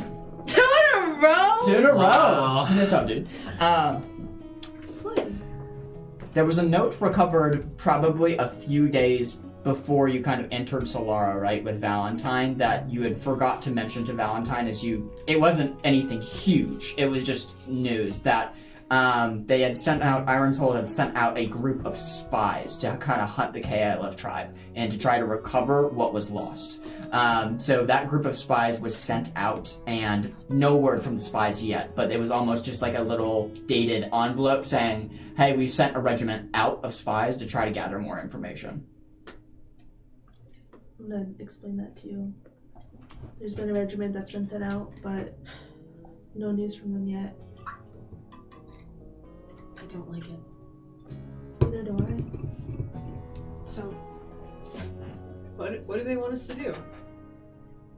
I guess keep wandering until we get some kind of lead. I was talking to the guy downstairs and he hasn't seen much. So I think our best option is to get out of here. Probably try a different continent. I don't know. Tornado Alley still south? That sounds safe. What about this is safe? Look, you already died once, and aside from Wisp, you're kind of, aside from that little green goblin, the only friend that I made, and I didn't like seeing you like that. So let's not die, and let's be smart and safe. And I think starting with that is dropping your friend. Victor? Yes. No. Why? I am not just looking for your friend out here. Okay? There's more? Yes. In this direction. There's always more. Why didn't you tell me? I didn't know how.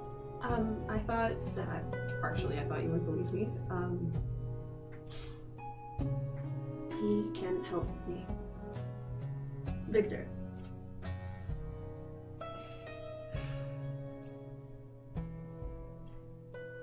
Okay. And I do need to go to Tornado Alley.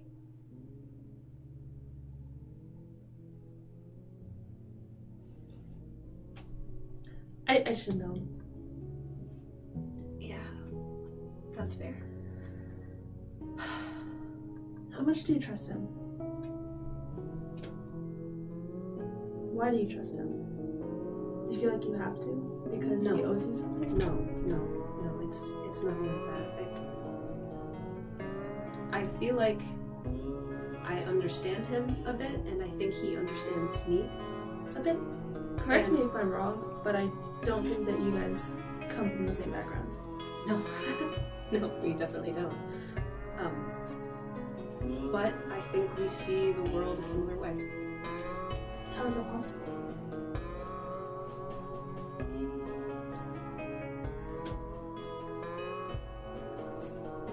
I don't want to be one to jump to conclusions, but from everything that Victor has displayed, he does not have my trust anymore. I don't blame you for that. It's probably a wise decision, all things considered. And if I weren't in my position, I wouldn't trust him either. You need him. Yeah.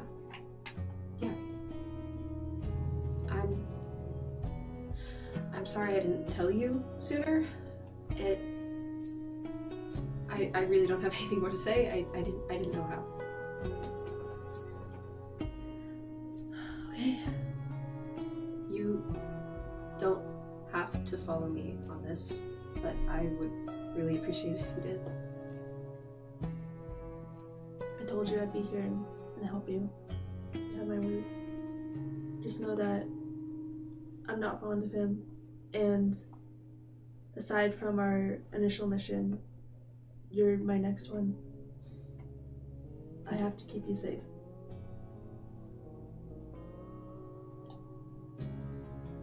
I don't have magic right now. What do you mean?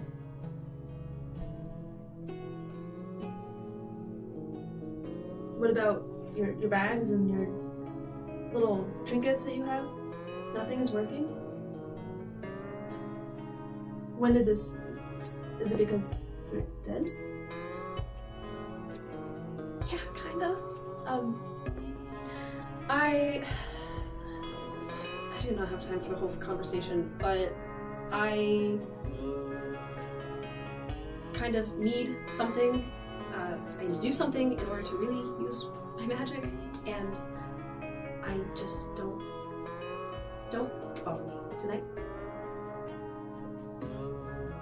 Well, that doesn't sound good. I agree. It sounds terrible. And I don't feel good saying it, but Is it dangerous? not for me. Do I need to remind you of my background? Maybe you should. Look at me. It's not illegal. Right. But I've also gone through training. Yeah. So, I'm not doing something dangerous. but you don't have your magic to protect you. I'll be fine. What are you gonna do? Stomp it with your heel?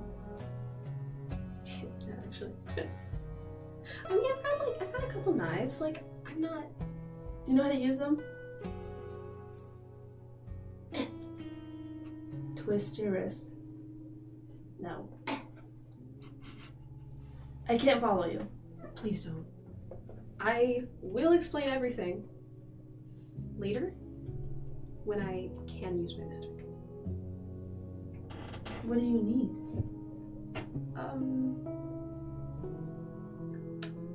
Blood. From... Anything?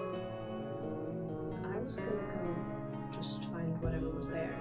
And, you know. your wrist. Just stick it. And fix this. When should I expect you to be back? I don't think it should take that long. And you don't have to wait up for... I will come find you when I'm done. Does that help? I don't like it at all, but I'll respect your wishes until the afternoon. Oh, I'm going tonight. But if you don't come back and it hits and both suns are up in the sky, I'm gonna look for you. I'll be back. I have one more question. When I, what did that look like? Did I say anything? Did you say anything? I honestly wasn't fully paying attention to that. More so the giant statue that was hurling stuff at us. Otherwise, you look like... So, didn't... Like that, or like freakier? I didn't... Next time, if you die, I'll draw it for you. Okay, thank you. I appreciate that. It didn't look any out of the ordinary. Okay. If that answers your question. Yeah, no, that's perfect. Thanks. I'm gonna go back to my room. Alright.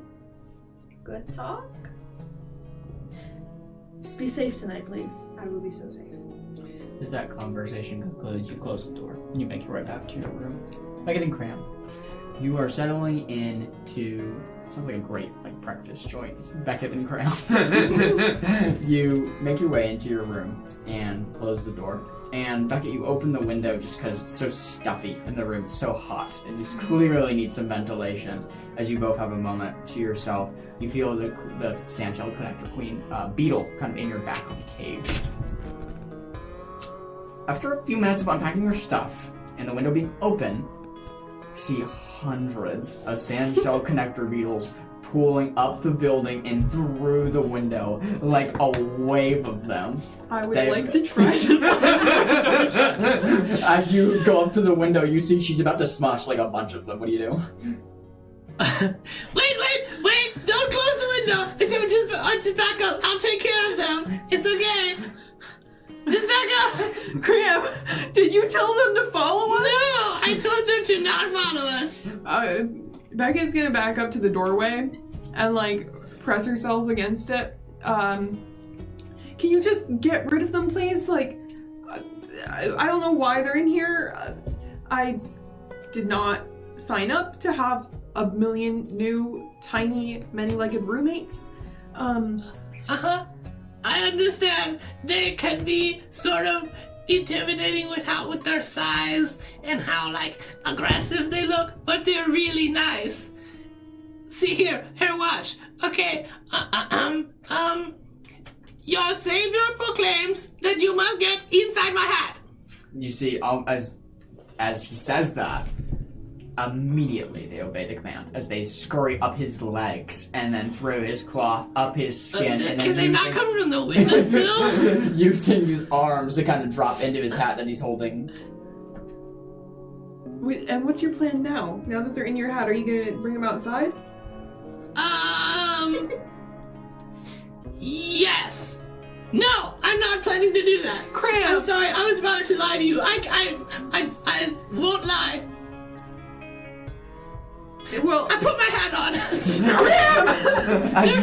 As you put your hat on, there's like some that spill out like onto your shoulders, but a lot of them stay upright and in the hat. What's the logic, Cram? You're right, this is a bad idea. We should switch them. I'm going to tell the queen to go in the hat and the rest of the beetles to go in my backpack. Okay, easily enough. Yep. Did they switch? Yeah, they switch. Yep. Okay, great. So then the queen bee is just sitting on my head and I cover her with my hat. Sure. Yeah. Now they're all situated and taken care of and you don't have to see them. What? Just because I can't see them doesn't mean they're not there, Cram. Like, why? Why do you... I mean, I know you wanted maybe a few for, like, a collection. But that's thousands, Cram. What? I mean, I hadn't finished counting them yet. I think it was close to, like 900? That's close enough. Is like... That's close enough. Wait, why not just, like, keep 3 of them? But they're family. We're one big beetle family, and I'm the king, and it's my queen, and then we have a big family. Okay.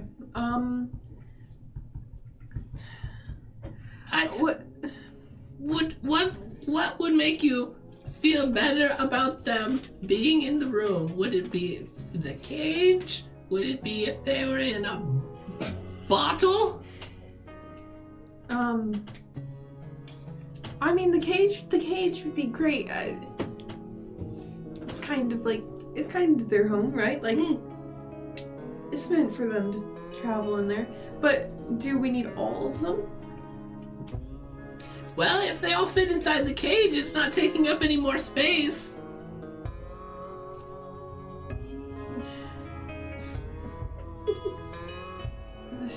Okay, Cram. We're gonna have to talk about this at some point. But for now, get them in the cage, please. And why is the big one on your head? Well, they don't fit in the backpack with all of them and the queen.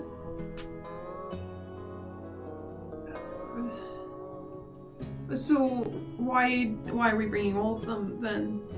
Well, I mean, imagine if you're like going on a trip with your family and then you're like, okay, you can't come. I don't love you. You stay home and the rest of us are going to go have a fun adventure. Like, that would be really mean. Okay, Cram, I've said this before. I think I'm gonna have to say it again. They're bugs. They don't have the same feelings as people.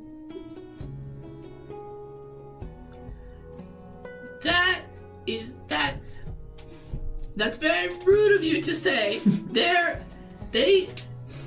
like me and I love them and you're right. Okay, they're not as smart as us, but they still have feelings. Okay, Cram, just get them in the cage. Okay. and make sure they don't touch me or come near me. Okay. I'm going to open my backpack, and they're all just in there in piles. I'm going to lower the cage into the backpack, and the holes are definitely big enough that any of them can crawl through anywhere. So they're not exactly in the cage. They're surrounding the cage. Yeah. inside. You know, they're all throughout the cage. Right, they're taking right. up this space, and the cage is in the backpack, and then I tie off the backpack, and now they're sealed. Yeah, as you tie off the backpack, it's good enough. As you kind of assemble them into like one colony, and is the queen still on your head? Oh yeah. Got it. Okay, just clarity. Is that better? From a certain point of view, it'll for now it's better, Graham. Thank you for trying to respect my boundaries. Mm-hmm. Yeah. As you are like saying this to him and being so kind with your words, it's so hard to continue this conversation while you're seeing the queen poke out of his hat and like fiddle with his hair. At the same time, you're trying to maintain eye contact with him. Like you see the queen like maneuvering through his like hair and like picking at like stuff. Do you feel that, Graham? The queen up there? I push it back in my hat and pull it down tighter. I can't be comfortable. Oh, it's like a little head massager, and it's just like on your head and like crinkly and weak. I'm sorry, I'm not making this any better, am I? No. Okay. Shh, be quiet. Don't move. It's just going to be like a problem between us because we're really close, and I want to be respectful of you. It's alright, Graham. They haven't attacked anyone, have they? No. I mean, they attacked my heart when I fell in love with them. Okay. Let's make a deal. The second they are mean to anyone or bite anyone, they're gone. They're not with us anymore. You're gonna leave them behind. Okay. Okay? What if they bite mean people?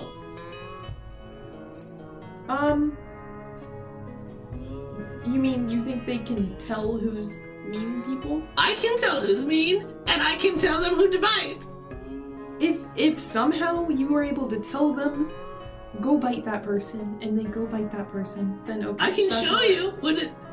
Not right. No. Okay. I don't see any mean people here anyway. Besides maybe Victor. But We could bite Victor. Do you...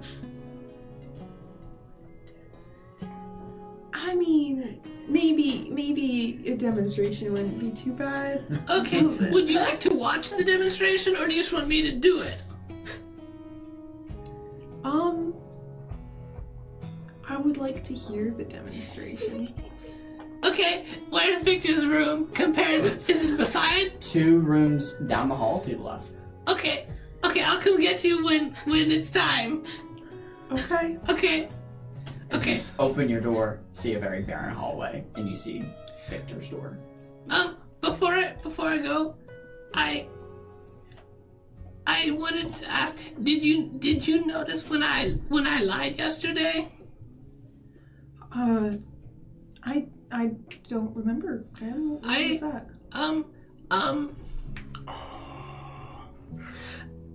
I was talking to the other girls, and they were asking if it was after I turned into a deer, and they're asking if I could turn into other animals, and I got scared because I don't like it when people know that about me, because what if that makes it bad for me? And so I lied.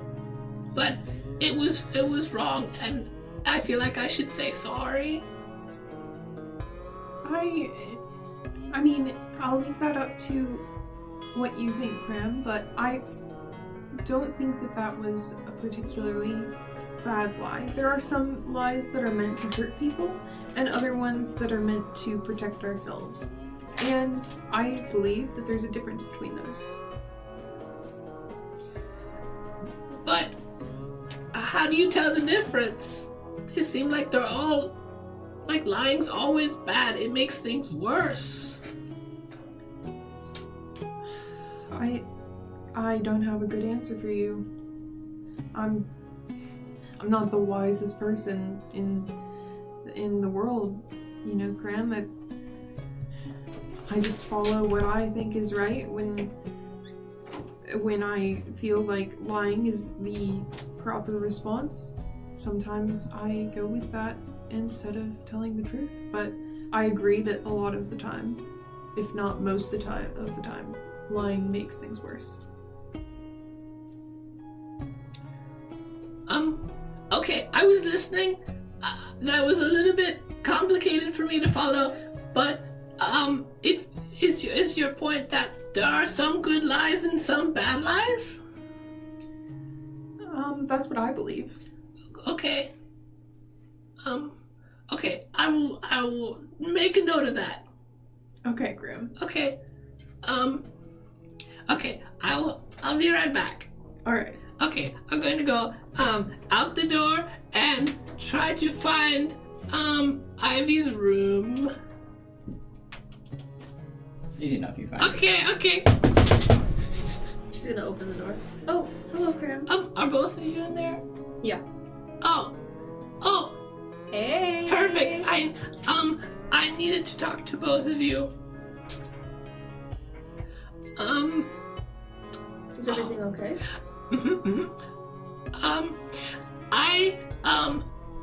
I told a lie to both of you yesterday, and I wanted to say I'm sorry. You asked if I could turn to other animals besides deer, and I said no, but the truth was yes. And I believe that lies always make everything worse, and so I'm trying to not lie. So I'm sorry. Will you forgive me? I don't know. That was pretty bad. I'm going to pull out a small tablet of compacted, dried cranberry, compacted into cranberry brittle, and I'm going to take the pencil out of my ear that I keep for drawing on my drawing pad, and I'm going to scratch one tally mark. What is that? What's that for? Oh, it's a pencil. No, what are The you tallying. Yeah. Oh, I'm tallying a tally mark. Why?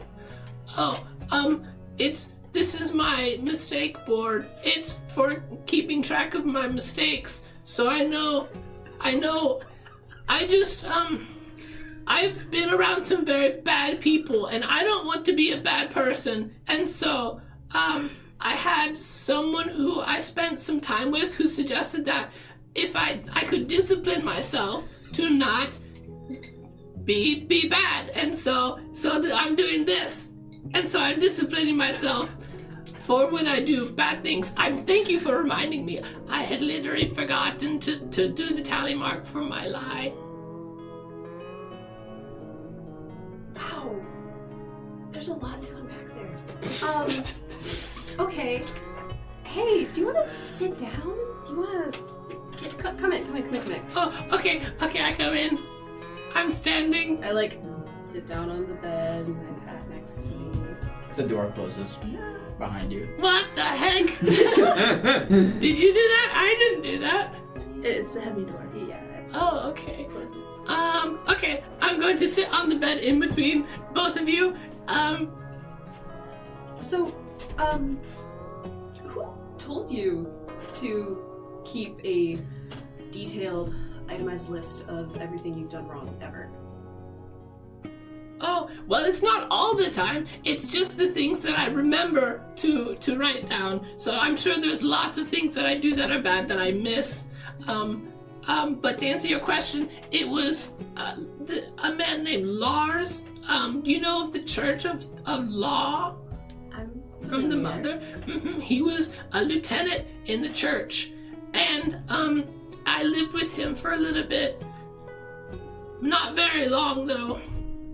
And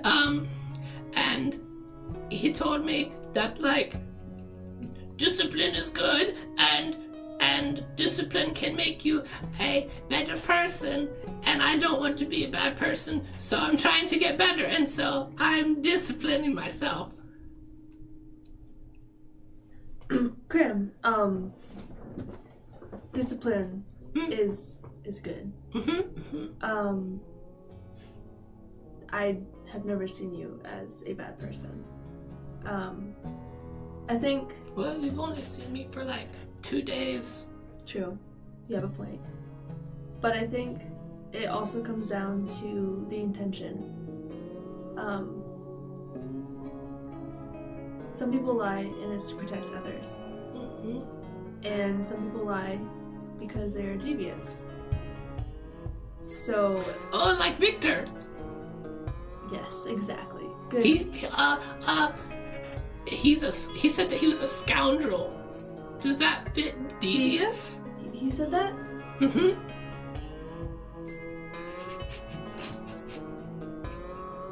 At least he knows. Oh, yes, he knows. Yes. Then he is a scoundrel. But wait, what did that have to do with devious? Well, I think we're getting caught up on the wrong thing. You don't have to do that. Like keep track of everything that you remember you've done bad, and then carry that with you, literally. I don't think that's really productive. But if I don't, then I could become a bad person, and then I could hurt people, and hurt people on purpose. I don't think you ever Really could. don't think that's true. Here, I don't do that. I don't carry around a stone tablet or mark off every time I hurt someone, either by accident or on purpose. Do you think I could be a bad person? Well, no, you're very nice. Well, thank you. Both of you are very nice, and you're very strong, and you're very sweet. Aww. And you're both very pretty. You are. I feel like it's also important to note as this whole some conversation is going on, it seems like Cram's hat's moving. Can I slowly lift up his hat? As you lift up the hat, the huge queen sits there playing in his hair, kind of picking at his scalp, maybe looking for dandruff to find. I'm gonna move the hat back down. You can. She's just living there for a little bit. Yeah. So I mean, like, we're in a temporary space. She's in a temporary space. Don't mind her. She's just happy. what was all of that? Your little chittering with them. Oh, well, they were hurt and distraught and very sad, and so I gave them a health potion in my hands, and they drank it up really good, and then they were happy, and then they said that I was their savior, and so now I'm the king, and this is my queen, and they are my people, and I have them in my bag. And we are a big one family, happy family. I witnessed a wedding. Apparently. Also tough. That's nice. Back to the animal thing. Yeah. You can talk to these beetles and turn into animals. Yes, yeah, I can talk to animals, and sometimes I can turn into animals, but like not a bunch of them, just some, and not like a lot of times back to back. That's really cool. Thank you. How? I'm not completely sure myself. A long time ago, when I was in my hometown, I spent a lot of time alone in the woods, and I had this friend who is a deer named Rosebud, and one day we were playing tag, and I climbed up in a tree, and then instead of being like, she was like, cheater! And then I got scared because she was talking to me and I fell out of the tree and I have this scar in my eyebrow. Because I busted my face open. I've done that. You busted my face open? No, I busted my face open. Oh, where did you bust your face? Oh, like right up here. Oh. I like fell down the stairs, and it was really embarrassing. Were there other people watching? Well, my mom saw. Well, that's probably kind of embarrassing. It was a little embarrassing, I'm not gonna lie. Yeah, hey, gonna circle back a bit.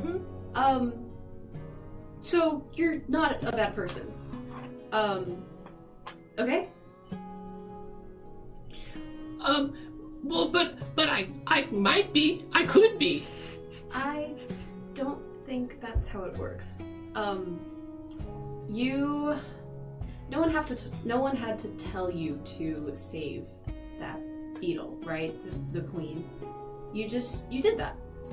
Because that is your gut instinct. That is in your nature to be kind to things that others have not been kind to. Well, I like beetles. And that was nice. That was good. But there are also a lot of other bad things that I've done, and so I don't know which one I am, if I'm a good person or a bad person. That's a lot of both. But I try to be good, and I try to keep myself from being bad. Is good a thing you are or something you do? I don't know. Okay, that's okay. Well, I don't think you have to apologize to me at all. But if that does give you some peace of mind, I forgive you. Okay. You're forgiven. Okay. Thank you. You guys are very nice, very kind. Okay. Graham. I guess I should make it a little bit fairer. The skin issue that you saw. Uh-huh. Is that from like too much sun? Technically that was my lie. So I'm sorry. I lied to you. You lied to me. It's okay. That's okay. Don't worry about it. Don't give it a second thought. Okay. I like you guys. Would you consider telling me the truth? I'll tell you the truth every time. I'm not what I look like right now. I'm gonna drop my disguise. Whoa! Huge stone, like, wings kind of, like, unfurl a little bit, and the huge tail. No, you are heavier than you look. Yeah. That's a way to put it. That's very cool. Can I touch your skin? Sure. Okay. It feels like stony rocky. Okay. Very cool. No wonder that you didn't need that bracer. Now it's just strapped around my little belly. Right. It's a disguise. Remember how I said earlier That's that, not much of a disguise. It only covers like this much of me. well, on you're a lot smaller than I am. Okay. Some people lie to protect others, and my role is to protect people that I love. And so we use lying as an element of surprise against enemies. Oh, okay.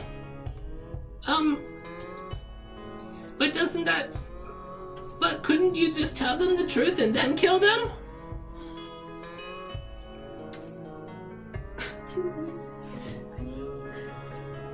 I could, but the people who I protect are important. So we like to live quietly and secretly. We don't want anyone that I protect to get hurt. So we choose a secret life instead of telling everything. I'm just move here. As you're kind of unfurling kind of that testament of a little bit of your history, suddenly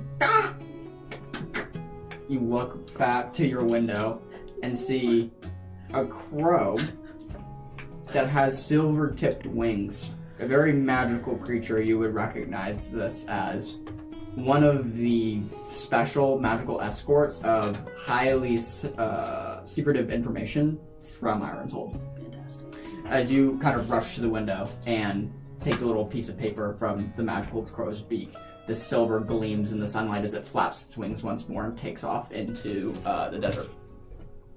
You just see a little small crow. Message! Message! Hi! Message! As it takes it, flies back away. I was really I'd run it over with my broom. Just had to say that.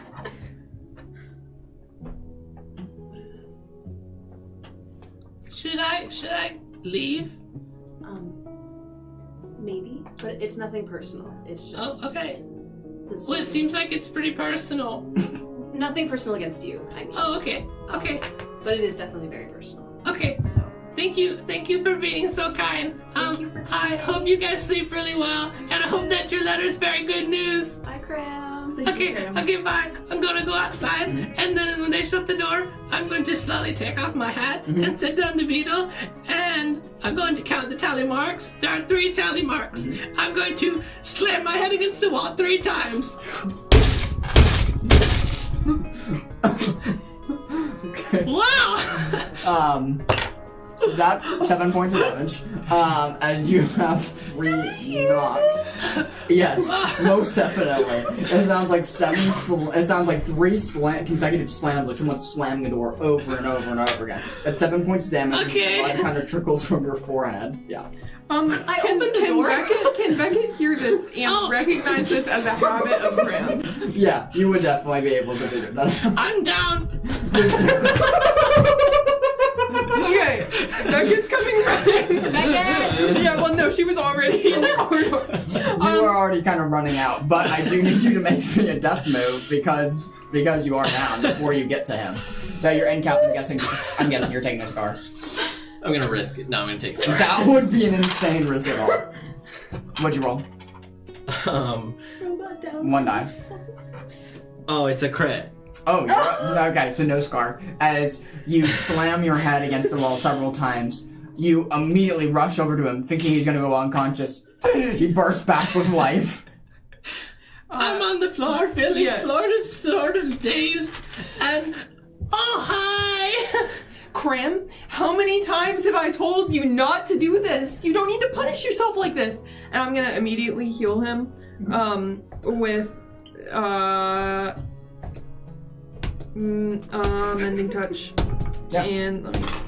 As you're rolling that, you open the door. It's like. As you're just watching Beckett talk to Cram as like blood is kind of trickling down his forehead. He's kind of just like sitting, laying on the ground. 2 hit points? Yeah. As you heal. Hey, buddy. Hi! What you doing? Oh, I was just disciplining myself for my bad things. Don't do that. I know you told me not to. I'm sorry. It's just, it makes me feel better. Not like physically, but like... Can't you, like, do something to make yourself feel better that isn't harming yourself? Well, but then it wouldn't be punishment. It can be a punishment without being physically harmful to you. Okay. What about I can... instead of you love cranberries, right? Mm-hmm. That's your favorite meal. How about you're forced to eat something that you don't like if you need to discipline yourself? I could do that. Try that instead. Okay. I'm going to open my backpack and ask the bugs to pass up my bag of bones and rocks. As easy enough, you all watch this scurrying like armor come across Cram as they're all kind of like encompassing him and reaching down into his bag, and like a chain of ants, a small like little pouch like this big, like a gold pouch, is brought up like starting at the hip and then slowly kind of coming up into your hand.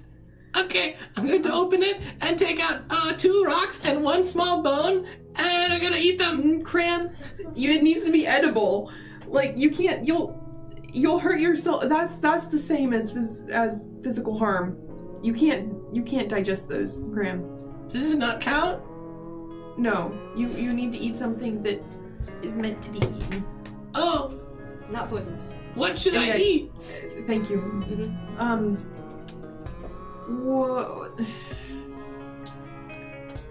What's a food that you don't like every time we have it? I seem to remember you not liking that fish we had on the boat. That's true. It was really fishy, and I did not like it. Well, maybe you have to tally up how many bites of fish you have to have whenever there's fish around. And so every one of those naughty points that you have, you need to eat fish for them. Mm-hmm. That's a good name, Naughty Points. I think I'll keep that. Okay, I'm going to go sit down. I'm going to stumble back to the doorway and then just kind of sit in the doorway to my room. Yeah, you're a little bit lightheaded. The beetles are in confusion as you hear their chattering continue. Get back in the bag. Kind of chattering to themselves, a confusing chatter of what just happened as they put themselves back in the bag as the queen is kind of sitting resting on your head. You all return to your rooms. Did his slamming his head on the wall, did he hurt the beetle at all? He didn't. Okay. Because what I was assuming this is the wall, and slamming it like this, so it's forehead. I put the hat and the beetle down before. Oh, okay, Yeah. gotcha. And then put them back on. Gotcha. Missed that. Yeah. I did too. What's the We're in luck. An answer.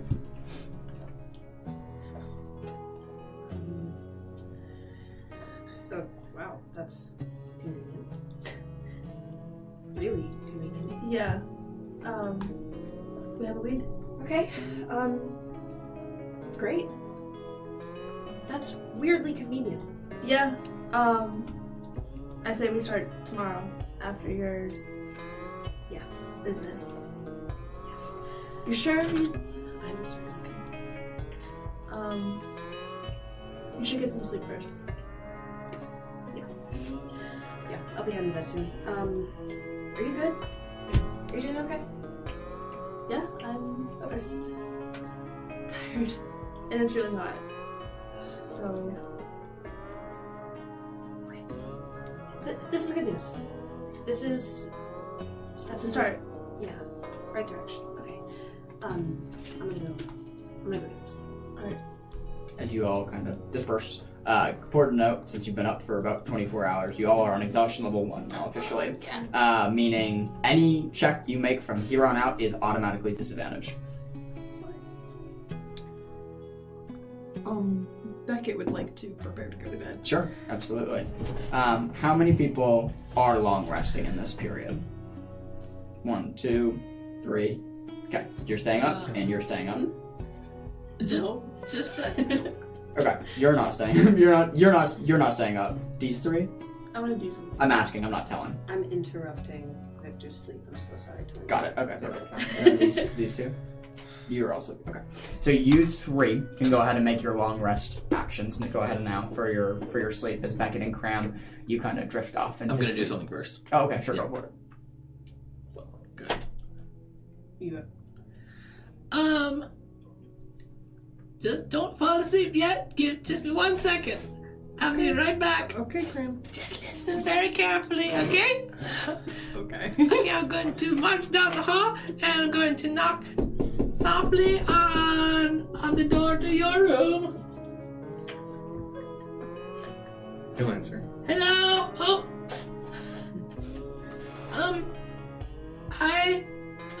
I need to talk to you. What about? I know that you're a scoundrel and a liar, but not a thief. But I was thinking about it, and I wanted to say I forgive you. I appreciate that. I trust you less, but people forgave me for lying, so I figured that I could forgive you for lying. So I forgive you for lying to me and to Beckett and to everyone. I appreciate that, Crab. You're welcome. Will you lie to us again? No. Okay. Okay. Okay. I'm going to insight check him. Go for it. With disadvantage. Yeah, you both have We disadvantage. both have disadvantage. Both have disadvantage. You're both tired. I'm gonna cancel out the disadvantage though. By spending Okay. You get to I love being a scoundrel. That's the wrong person. Mine is 6. Oh, Okay, yeah, that is an 18. So hope or fear from both of you. Fear. fear. Sweet. Man, come on, guys. Yeah, he seems honest. Okay. I will never lie to you again. Crab. Thank you very much. That's good. I will never lie to you either. So we're on the same page. I appreciate Okay, it. I He's gonna trust sort you a of little bit more now. pat you on the shoulder. Let's get some rest. Yeah.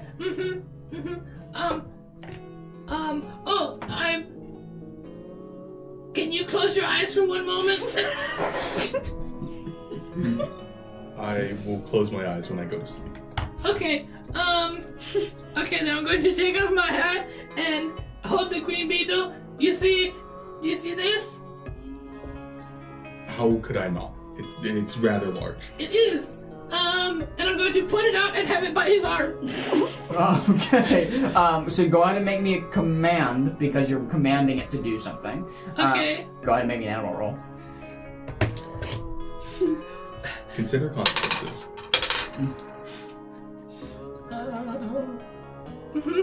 It succeeds. Okay, I'll roll for the beetle. Does a 5 hit? 5 doesn't. Okay.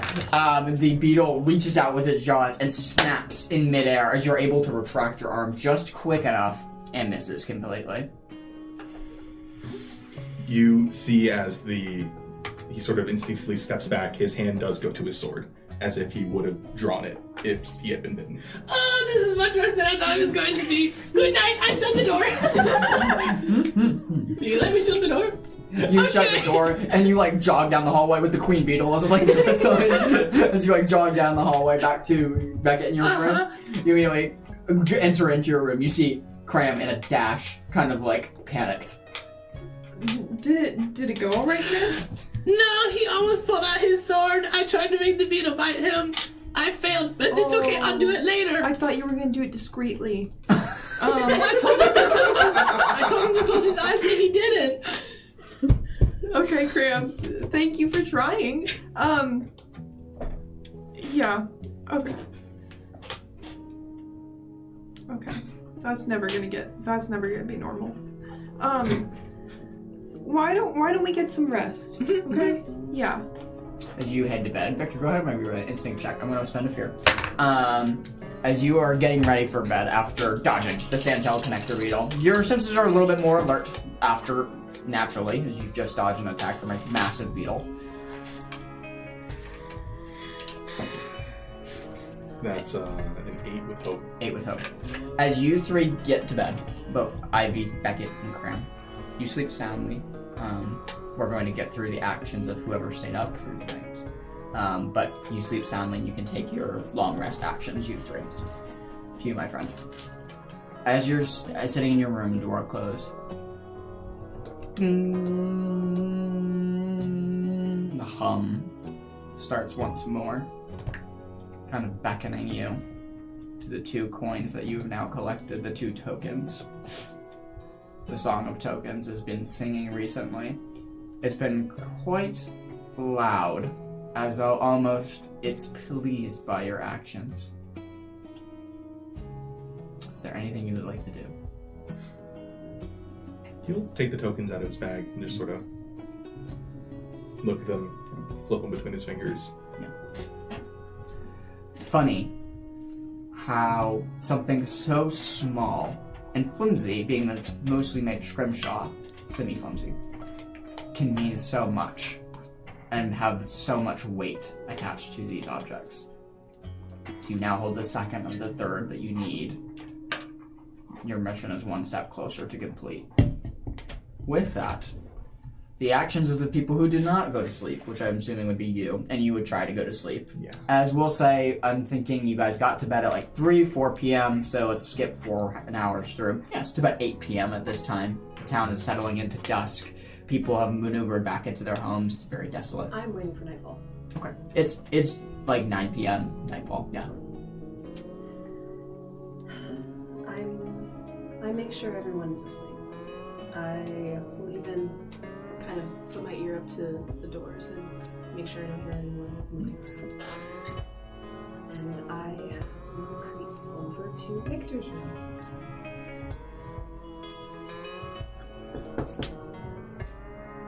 You hear almost an immediate, like, thud. Rather loud, as if he has just fallen out of bed. And then the distinct of hooves walking on wood. We'll sort of open the door a little bit and peek out. Deliberately holding his sword in his hand and looking down. And then seeing it's you, he'll sort of... Expecting somebody? Maybe. Can I come in? Open the door. Step aside. Okay. I need your help with something. I don't have magic right now. How did that? How do you just lose that? I was when I got knocked out, I had this vision and or had a dream or a nightmare, and I saw her, and she said this was my punishment. So I need your help rectifying that. Punishment? For... Yeah. So you know, the knives and the blood, if I don't do that for her, she gets upset. But because I was sort of gambling for my life, I have to do extra. Extra. Extra. As in, not from you. She might take it from me, but I might take too much if it's extra. She didn't take what you gave the pyramids, so... No. She's taken it before. She's temperamental. But I need to go do that soon. Can you please help me? He's immediately going to be picking up his sword and shield and putting his cloak back on tonight. Okay. Right now. Okay. And I will leave us outside. Yeah. As you head outside, it's completely nightfall. Going by the front desk of the small inn that you are staying in, nobody's even at the front desk, as the fawn man that was attending probably has gone home for the night, as there's a little "be right back" sign that's just nicely placed on the desk. Gone fishing. As you guys kind of walk out into the desert streets, it's very desolate. Not many people stir. Identifiably, though, you hear, it sounds like the hustle and bustle of the town, the saloon, and from distinctly the saloon, a very nice, like, rag piano playing that's kind of emanating out into the street. You hear glasses shattering, people chattering. This is like the meeting place of the town. This is the place to be, especially at nightfall. So there's light coming, pooling out of the saloon doors. As you kind of make your way into the night and move into a little bit away from the town of Dirt. We'll say like a quarter mile or so. Go ahead and roll me a knowledge check. I'll allow both of you to do it to see if you can identify any sort of fauna in the natural area that can help you with your business. Okay.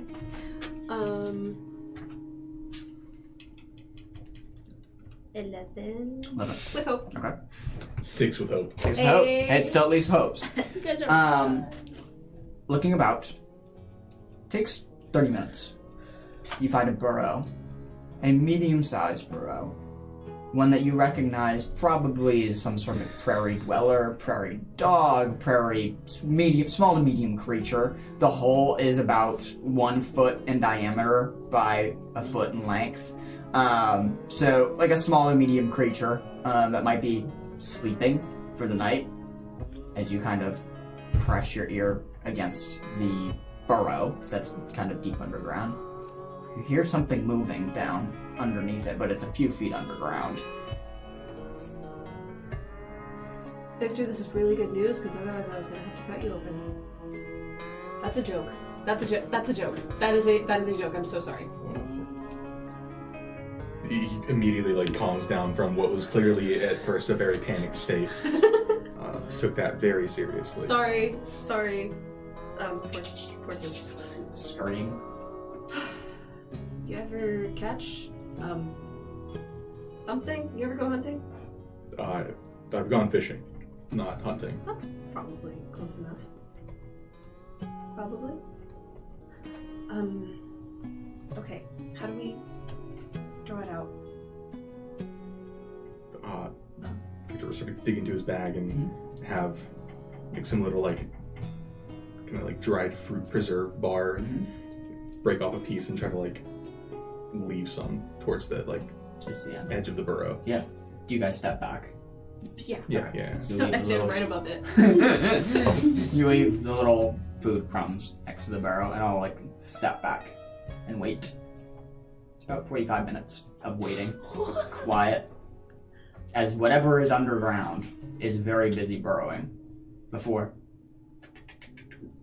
just skittering and scattering kind of gets louder and louder, indicating that whatever it is that below the surface is coming to check out what's above, as 2 little small ears peek out of the burrow.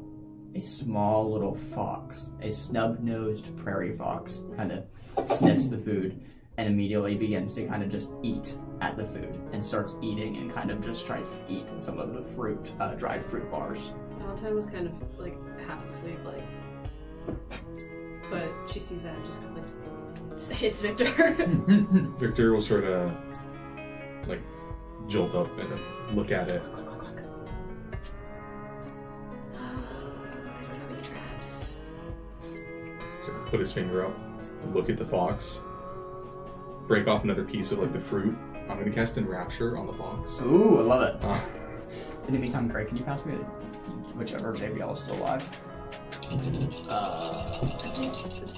Whichever one died, I need the alive one. So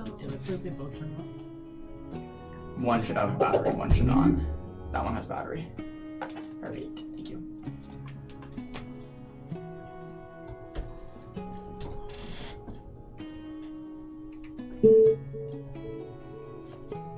Sorry, guys. Really immersive. it's like I'm there. Really immersive. Dead The desert. Immersive. In the desert, you hear a ding.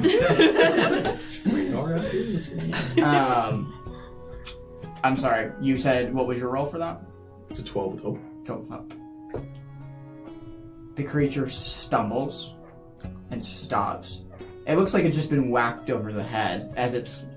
Your spell hasn't worked how it's intended to work, but it's worked and it's hit the creature.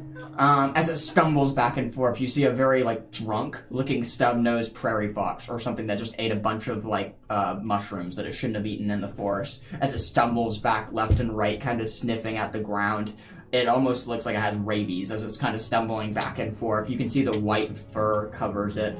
It's a very cute little fox. As you both can approach, as you take one step, it's not even turned towards you. It's too easy. Thank you.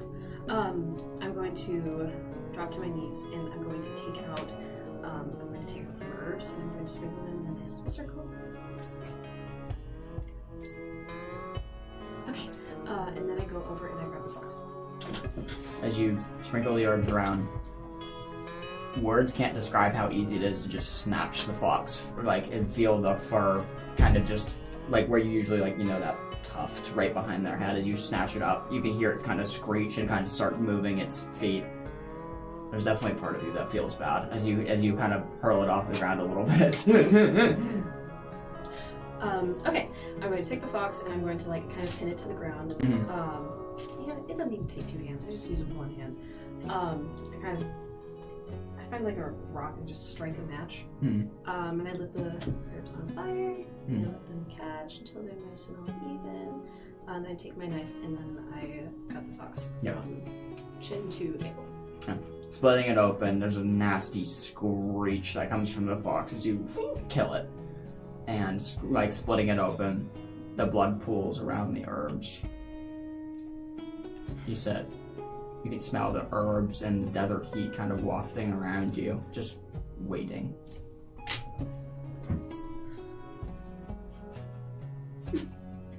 I'm beginning to understand that cellar more and more, much to my chagrin. Sorry, yeah. It might take a second to work. I just kind of start trying to cast different spells until something sticks. You wait. You cast a spell. Nothing happens. You wait some more. Try to cast something. Suddenly, sparks fly. It's not full, and it might need some recovery time as you are very tired. But you can start to feel your body start to tingle. You feel like your magic is beginning to flow once more. Thank you. See, that's good. I was going to suggest we find a person next, if that hadn't worked. I'm glad it did, though. Is that a joke? No. Oh, okay. I was in the same boat, but not really happy about it. Okay. Poor little foxy fox. I find a bush and I just put the fox in the bush. Sorry. Okay. Bed. That's a lot of blood. I'm gonna find someplace to wash up. It's the saloon, isn't it? Probably. Okay. I hate it here. I'm gonna go over to the saloon. Yeah, as you head that direction, are you following her? Yeah. Kind of put the fox in some shrub. That way it's kind of discarded carcass. I'm hiding my very bloody hands. Yeah. Kind of hiding them in your cloak as you kind of walk to the saloon. Yes. As we approach, Victor will take his massive, robe cloak off and give it to her so that she won't have to try to... Are you sure? Okay. I'm very careful to not get blood on it. Yeah. As you kind of have the cloak around you. It's really big. It's quite oversized. As, it's just kind of draped around you, almost like a robe, right? As it's just kind of hanging loosely. It's covering most, if not all, of the mess, which is good. As you walk up to the saloon doors, you can hear the chatter get louder and louder and glasses kind of shattering back and forth. I'm going to take a 2-minute break, get our music fixed, and then we are going to continue from the saloon. So I'm going to put us on break. 2 minutes. We'll be right back. All right.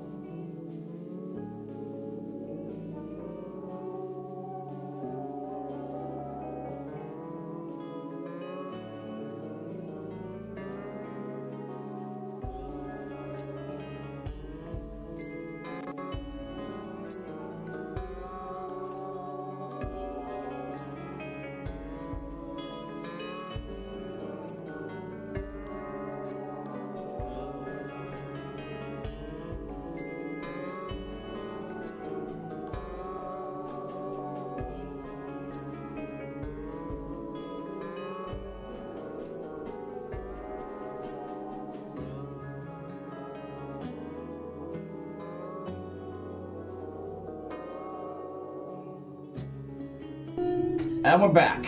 Sorry, we got the sound back set up as one of our JBLs died. So, as you approach the saloon that is very, very busy at the moment, the piano kind of plays as you kind of both step in. It seems like all 100 people are in this small building. This is where they have gathered to just socialize and have fun. You can see a couple, like a few couples kind of dancing out in the center floor as the, piano plays this very, old-timey Western tune. You can see, there's a full-size bar with a very nicely, actually, it looks like bone-made chandelier kind of hanging from the ceiling. As there's, candles about. You kind of walk in. It is at this point where you clearly see that you both are fish out of water, as all of these people are wearing very, very, ragged and, very Western-styled clothing. You kind of go in and it's like, oh, wow, we definitely look different than most people here. However, there doesn't seem to be too much attention diverted to you as people are dancing about and maneuvering with a bar, just to kind of keep you updated as to what it looks like. As you step in, what do y'all do? Valentine tries not to puke and then goes to find a washroom. Yeah. Easy enough. Immediately. She'll kind of push by people if she has to. No, easy enough. You quickly find a washroom and you start kind of washing off the blood from your hands. They have a water bucket that is communal, so other people have used it before, but you kind of dunk your hands in and try to wash it off. As you watch the water turn, you can see the wafting fumes of the blood kind of come into the water and start washing off, as the water bucket now has a very distinctly crimson color to it as you bring your hands out of the water. Don't spend a fear here. Victor, as you are out in kind of the tavern area, you can see what looks to be small rat folk, man, kind of maneuvering around the people about the tavern area. I want you to go ahead and make me an instinct check to see how closely you are perceiving this individual.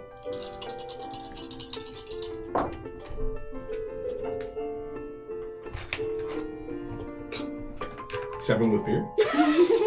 Not too closely.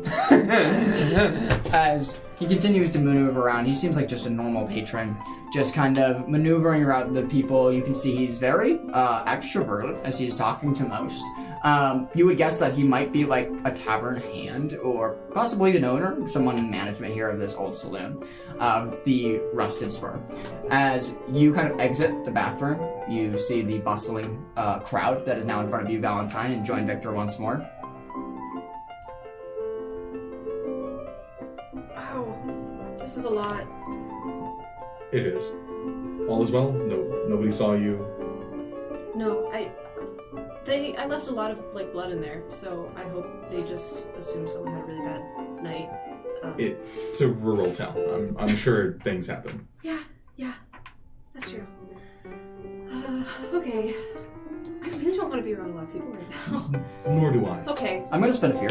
As you say that, you hear a gunshot go off as you immediately, some of you duck and turn, and everybody is, chanting, "Got it, got it, got it, got it," as a revolver was just shot up into the establishment from what looks like the barkeep, as there is a drinking competition going on between two patrons at the bar.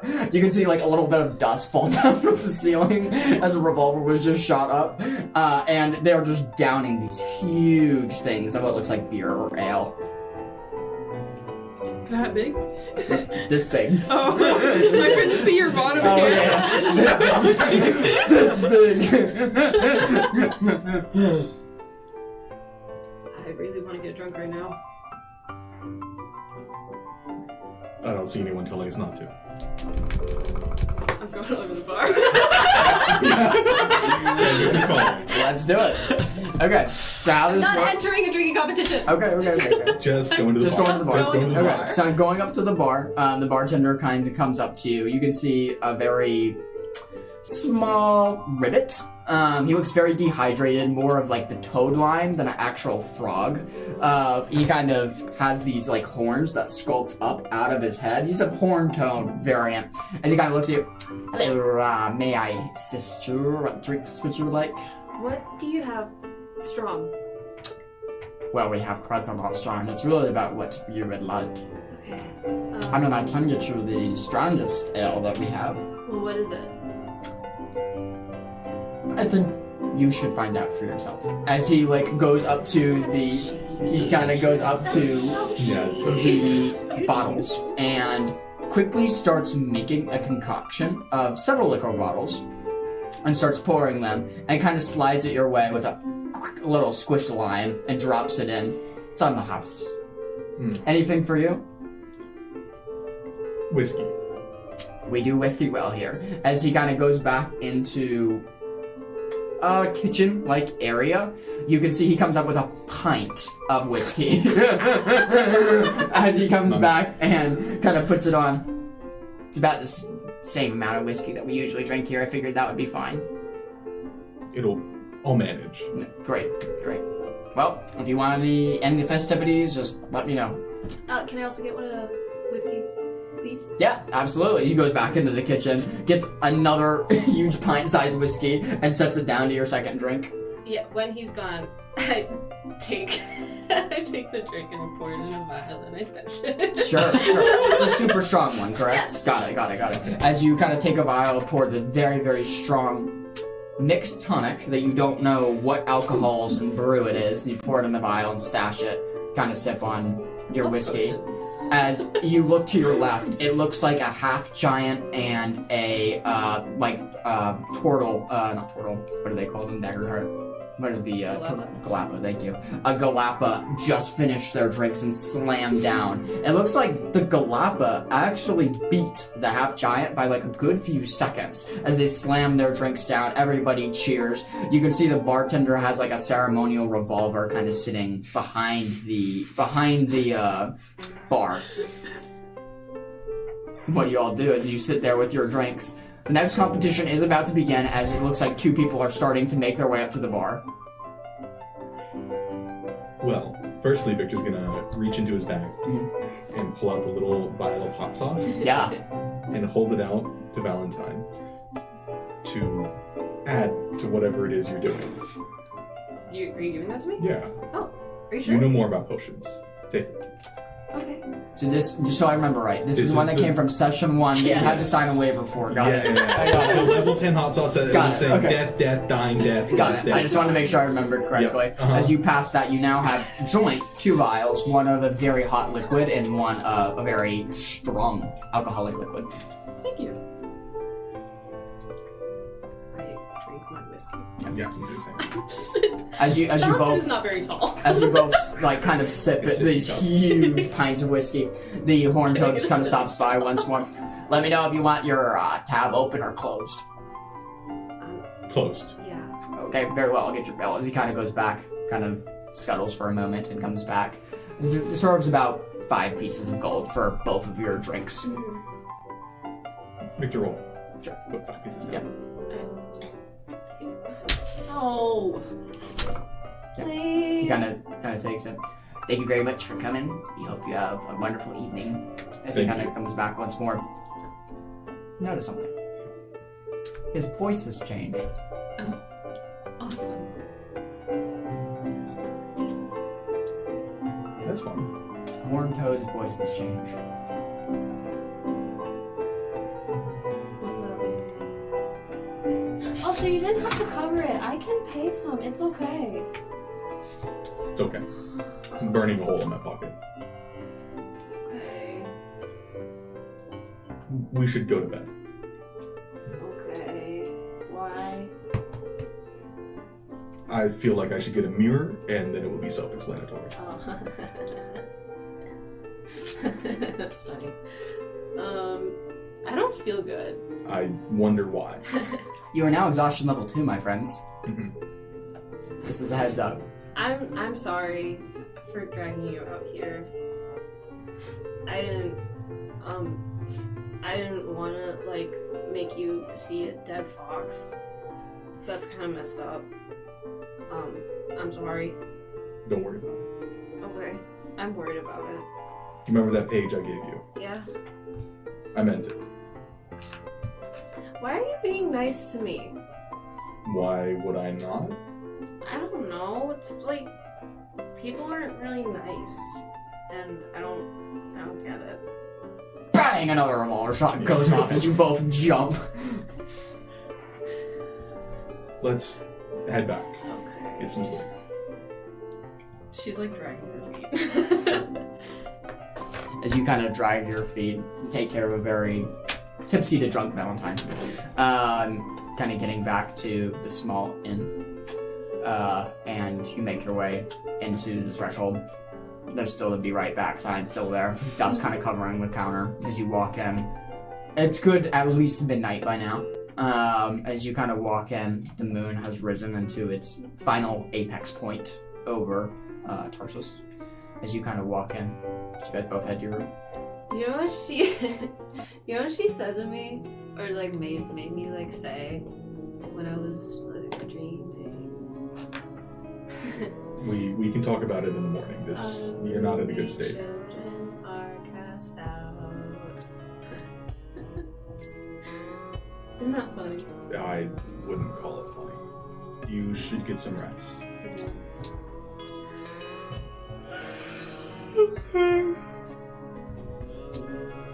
Drags her feet. I'll take my cloak back before you. Oh yeah. Thank you. I'm gonna sleep for like 10 hours. Yeah.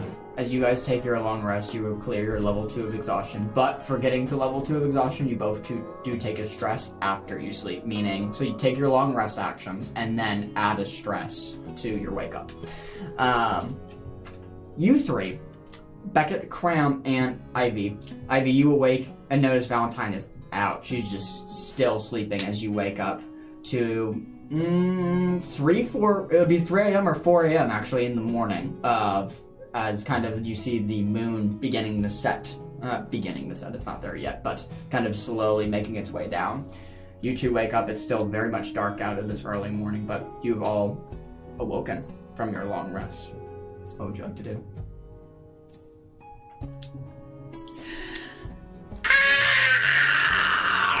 Okay, I'm going to put on my hat and I'm going to feed cranberries to the little beetles. Sure. In my backpack, just drop them in there. Yeah. And give them to the big one. Feeding them breakfast, you kind of drop them in and try to make it as sparse as possible.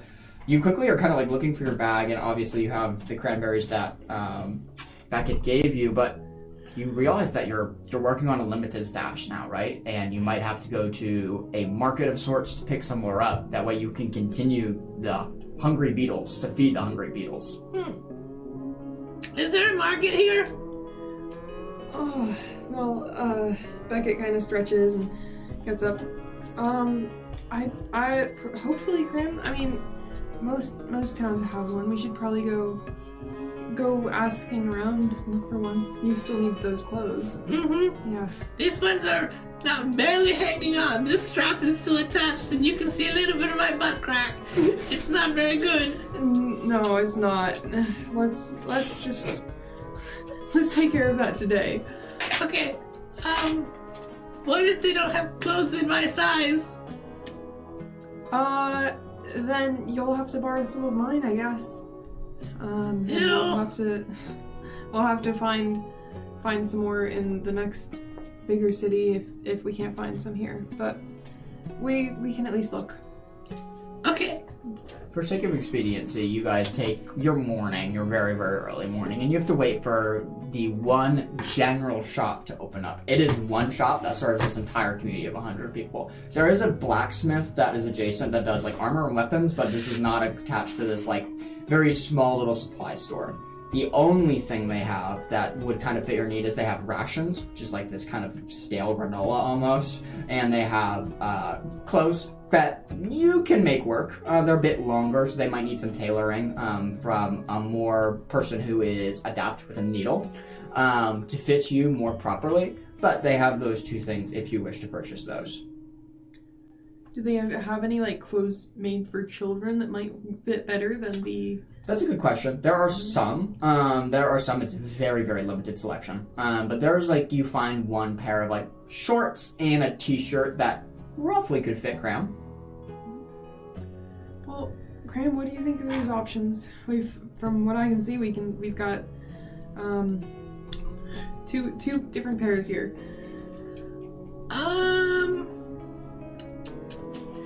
How do they look? Do they look nice? Oh, I'm sorry. Yes, they're very simply made. It looks like a cotton blend of sorts. It's kind of scratchy material. Nice is not the word I would use. Homemade. Okay, we can just get the simple like shorts and t-shirt, and I'll wear that until I can repair my overalls. Okay. Yeah. Do you have any fish? You kind of look at the adult shopkeeper. I'm sorry, no fish here. We're quite away from the sea. Do you have anything that's like fish? Well, salty, yes. Come with me. Okay. As she kind of comes, you kind of go behind her little counter. She pulls out these large jars of olives, and she sets it down. Very salty. May I try one? Sure. And she pulls one out and hands it to you. You can see it's a little green olive. Mm-hmm. As you pop it in your mouth, the salt is immense. As you can feel your lips quiver, it is very, very salty. But it's a good tasting olive, nevertheless. I don't like this very much. Can I not buy all of them? Well, you don't have to buy any. Okay, I was just making sure. Yeah, it's fine. Okay. Yuck. Sorry, I didn't mean to. It's okay. We don't make them. We just sell them. Okay. That's probably pretty good. Can I have all of them? Well, you see, as she kind of looks to you for help, as it looks like this is a mother-like figure trying to break the news softly to a small child. Well, you see, things in Tildare cost money, and you have to trade the money for commodities, or items. Mm-hmm. Okay. I have a lot of rope. Unfortunately, we don't take rope. We only take gold, shiny things. I'm going to show her the bags of rocks and bones. She kind of looks to you for more help now. Cram, didn't you have... I have something shiny. I'm going to take the bracer that was covering my belly. What about this?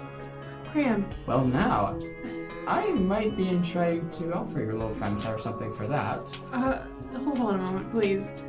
Cram, I thought that you had some money. Did you spend it back in Solara? No, it was in my clothes when they got stolen. Oh, yeah, well, do you know if that was supposed to be yours forever, or did, Ivy just give that to you to hold on to for a little bit? I don't know. So let's not give it away just yet. Okay. How much for this pair of clothes and the olives? Oh, just one jar. We'll say 5 pieces for the set of clothes and the jar. Okay. Yeah, that actually seems like a very decent price compared to what we were offering in Solara. Do you know of anything else we need, Cram? Do you have any little, trinkets or something that would make good gifts? Good gifts, good guess. She thinks. Well, maybe one thing. As she kind of, takes you to, a back corner of the store where it looks like it's a small kid section with little bits and bobs. Most distinctly are wooden carved horses that kind of rock, handheld wooden carved horses that kind of rock back and forth, and custom made kids hats, kids cowboy hats that are made with this fine genuine leather actually. A souvenir of the town. The smaller one, please. The hat or the horse? Do you have anything more less cowboyish? No, we don't. This is kind of our distinctive feature. That makes sense. That makes a lot of sense. I'm ready to go. Alright, then we'll just get the olives and the pair of clothes, please. Sure. 5 pieces of gold come from you and is this nice exchange from the shopkeep as you take your jar of olives and your clothes. Do you want me to pay you back for any of that? It's alright, Cram. You've been so helpful on this trip that I think you already have. Okay, thank you. Thank you for buying them for me. Okay, I have You it. have your little surprise of your jar of olives and your clothes. It's about this point, probably now 8 a.m. that you two would have waken up. As you kind of wake up and stretch, oh, you have a massive headache, my friend. The sunlight streaming in your window, you squint and hold your hand up to it, trying not to get it in your eyes because of how much it is affecting your pounding headache. Victor, you wake up pretty fine, actually. As fine as fine could be. I take 10 extra minutes and I just take the covers and I just put them over my head. Sure. Take the pillow, put that over my head as well. Absolutely. It blocks it out pretty well. Ivy, are you in that room? Okay. Maybe different rooms. I'm sorry, that's right, yes. As you kind of stuff a blanket and pillow over your head, it's covering some of it. Victor is going to get out of bed pretty quickly, and after gathering a lot of his things, he's going to head over to Valentine's room and just sort of knock on the door. Yeah. Come in. Swing the door open, and without saying anything, he's going to reach into his bag, pull out a sort of rolled up envelope, signed with the name of Wilhelm de Blanc, toss it onto the bed, and then walk out and close the door. What? I sit up, regret it, and I grab the note. Kind of unfurl it. You don't have to remind me of what this is. If I remember correctly, it was records. Was this something from session 0? That's why I Session don't 0. remember it. Yeah. Okay. I know exactly what it is. Yeah. Let me get the right name, because I have to look way back in my notes.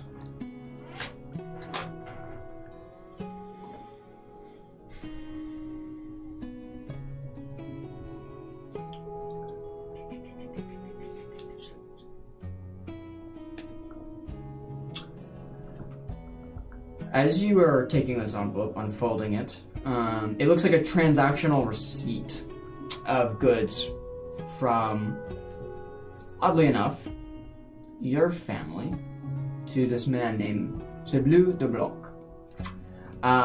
It looks like, while it doesn't outline what this shipment was, it is a receipt that the goods that your family was supposed to deliver, particularly your mother and your grandmother, was not delivered to Mr. de Blanc in a timely manner.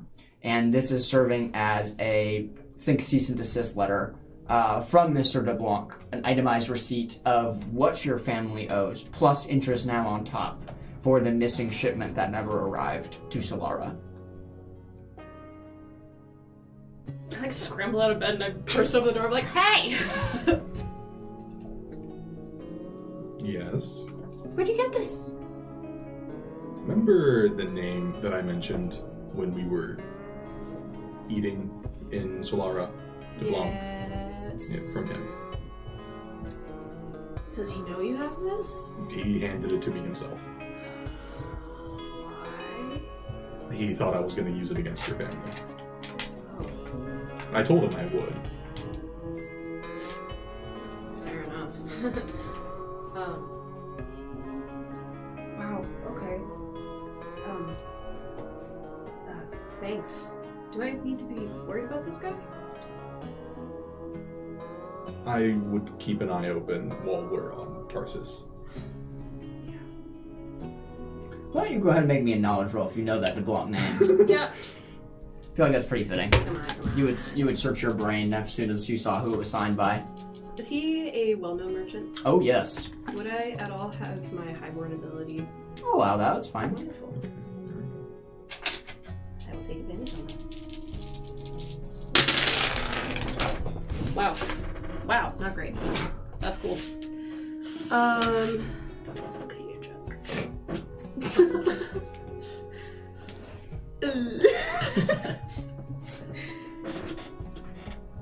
10? As you're searching your brain trying to think of the de Blanc name, The only times that stand out to you is seeing a logo where you were visiting in session 1 back in Solara, Victor's booth that had a very nice D and then B, like inscription of the 2 initials, like gilded in gold across like a red tapestry across his booth.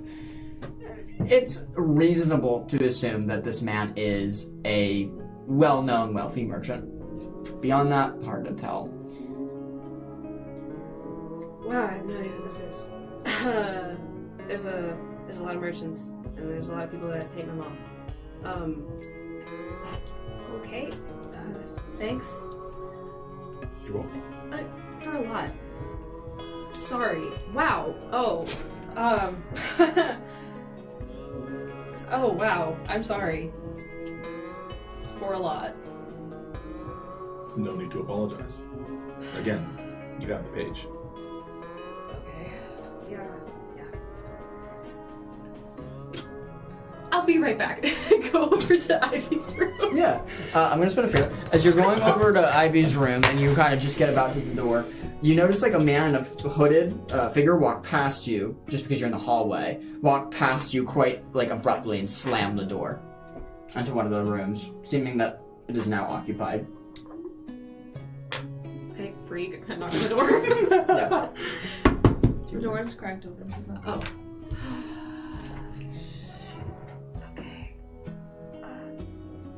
I told her I would go see her after I was done, and then I didn't. Do we need to go find her? Post haste. Okay.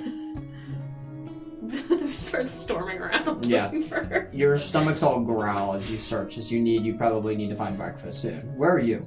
I'm just outside the As you were kind of just the other out, side of it. you're just outside of the inn? Yeah, I have. Sure. Yeah, I'm just out training. I have my sword, and Sure. I'm just wearing not like my armor, but just like the underneath like training gear. You've taken like 2 tumbleweeds, like, and kind of like sewn them together quickly enough to make like a dummy that you can like use basic form against over and over and over again. As you're kind of out in the desert heat, you quickly find her within a few minutes. Hey! Oh, you woke up. I did. I'm fine. I see that. I'm good. Mm-hmm. I'm sorry. You're pale. Okay, I didn't say that. I'm sorry For not coming to your door last night like I said I would. you were asleep, I saw. You came in. Just checked on you. I'm sorry. It's fine. Did you figure everything out? Are you with her still? Yeah, I assume so, yeah. Okay. She's not looking at you. Victor helped me. Can you be nice? So, what exactly did you guys do last night? I know it's not my business, but Is anyone around? It's pretty sparse actually. Like you've picked a good corner of the outside part of the inn that nobody seems to be around at the moment. I killed a fox, and then I got drunk.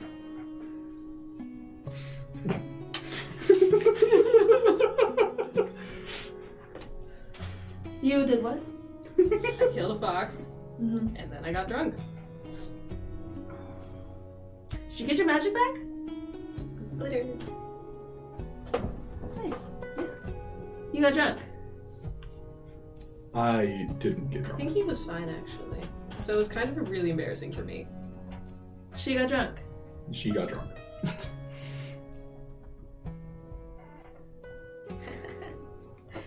Yep. Was that smart? No. Absolutely not.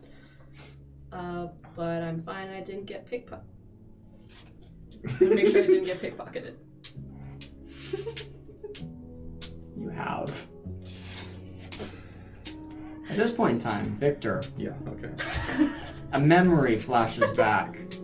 Small rat folk man running around very, very sneakily. As you reach down for your handful of gold, it is gone.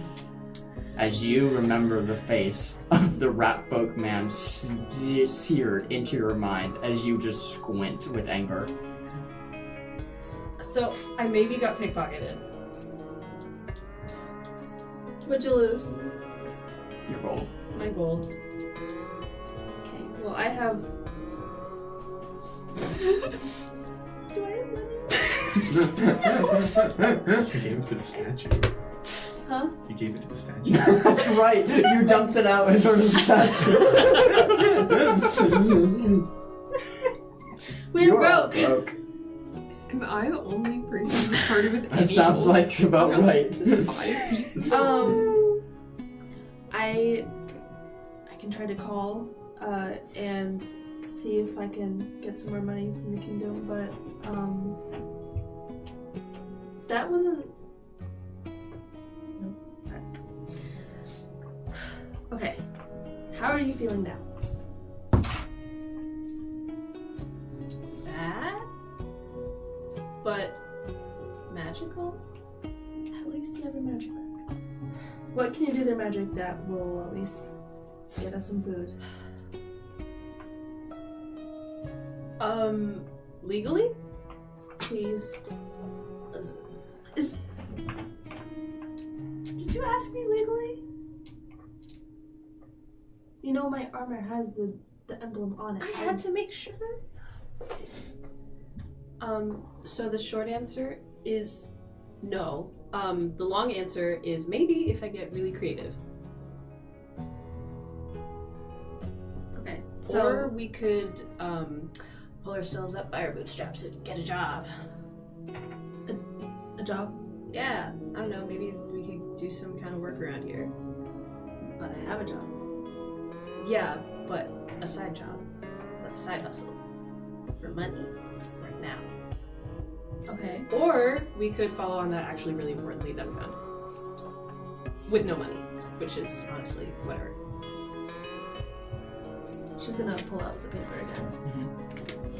again. You would see a paper for the first time. On it is a silver wax stamp that has been broken. You can't read any of the contents inside, but you just see her kind of unfurl it and start reading it. I'll allow you to make me a knowledge check with disadvantage regarding that seal.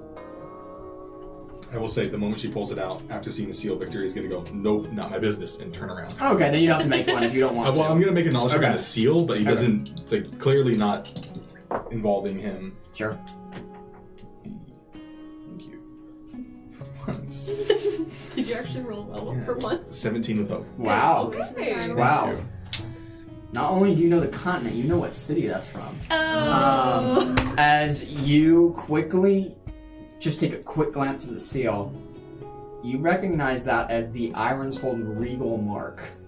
It is specifically for the city of Ironshold in the Northlands, and that specific symbol usually is associated with royalty of some regard. Your first thought when seeing that, Ivy is royalty. Ivy is either royalty or an emissary of royalty, a politician. That is your knowledge, being that anytime you see that seal, that's what it's been associated with. So Victor's going to turn back around. He sees the seal, turns around, thinks about it for a moment, turns back around, and goes, I am so sorry for lying to you, by the way. Valentine is losing it. If I had known, I definitely would have been a lot more forthcoming about whatever I was planning to do in the future. You suck. She's going to take out her shield. The shield has the emblem right on it. You know. She's gonna move her hair. The emblem's on her shoulder.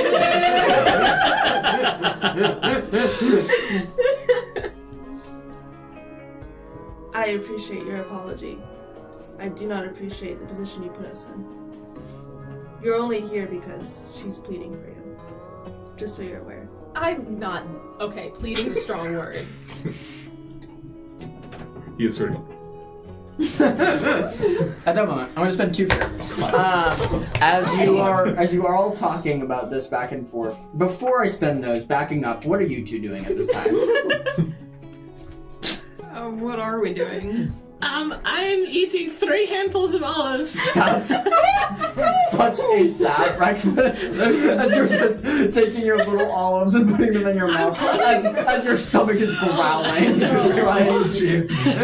I'm holding my tablet of naughty points and looking at them one by one and taking 1 handful each and trying to eat a whole handful of olives that I don't like and taste really bad. Yep.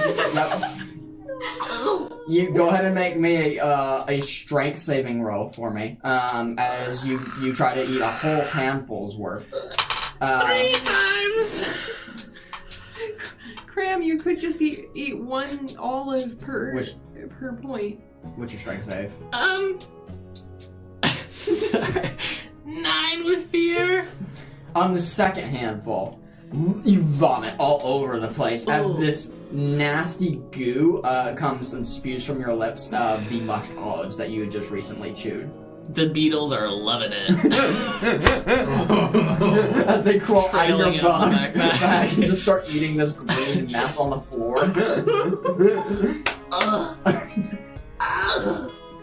I'm so sorry. I have 1 more handful to go and I'm going to go for the 3rd handful. As you go up for the 3rd handful and begin trying to chew it with your chipmunk cheeks. Going back to the fear that I spent with you guys. As you are kind of outside the inn, you hear a yelling, a commotion of sorts, coming from the saloon.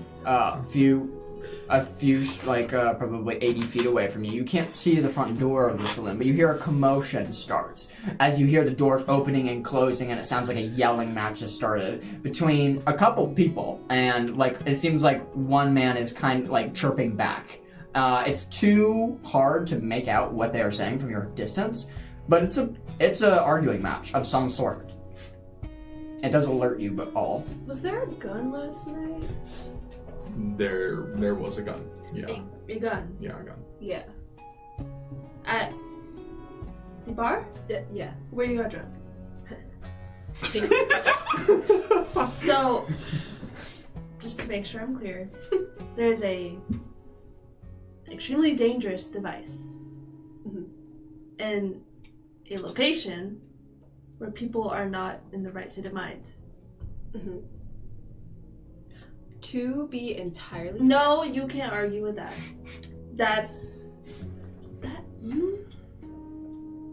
I'm gonna walk over. You're gonna walk over to the saloon. Victor's also gonna walk over. As you start walking over to the saloon, you see it looks about 3 burly men, right? Half giants, humans, just kind of like a menagerie of races, kind of like mixed breeds, yelling at this one scrawny looking fellow. Are you joining them? Oh, yeah. You quickly recognize this fellow who's in the hood. He's the man who slammed the door a few seconds ago as he's cowering, trying to back away from this crowd of 3 people as they're yelling obscenities at him, something about, accusing him of a crime as he's kind of, maneuvering back. You also recognize him. Looking at this fellow, you see that his skin tone is changing as he's trying to back his way out of a situation, and you're watching this fellow, you're getting closer and closer. His voice is changing, similar to the barkeep's last night. You quickly realize that you're looking at a morphling, someone who can quickly change very, very quickly from race to race, or from humanoid to humanoid. And you quickly recognize that his true form is slowly starting to come out as green skin is starting to emerge. And that's what we're in tonight. Wow. He's a goblin. Mark. And thanks for tuning in, guys. Thanks for tuning in. We'll see you Thursday for session 4, or session 4. Alright. With Wyatt. With Wyatt. You all get to meet Wyatt. Maybe he's the morphling.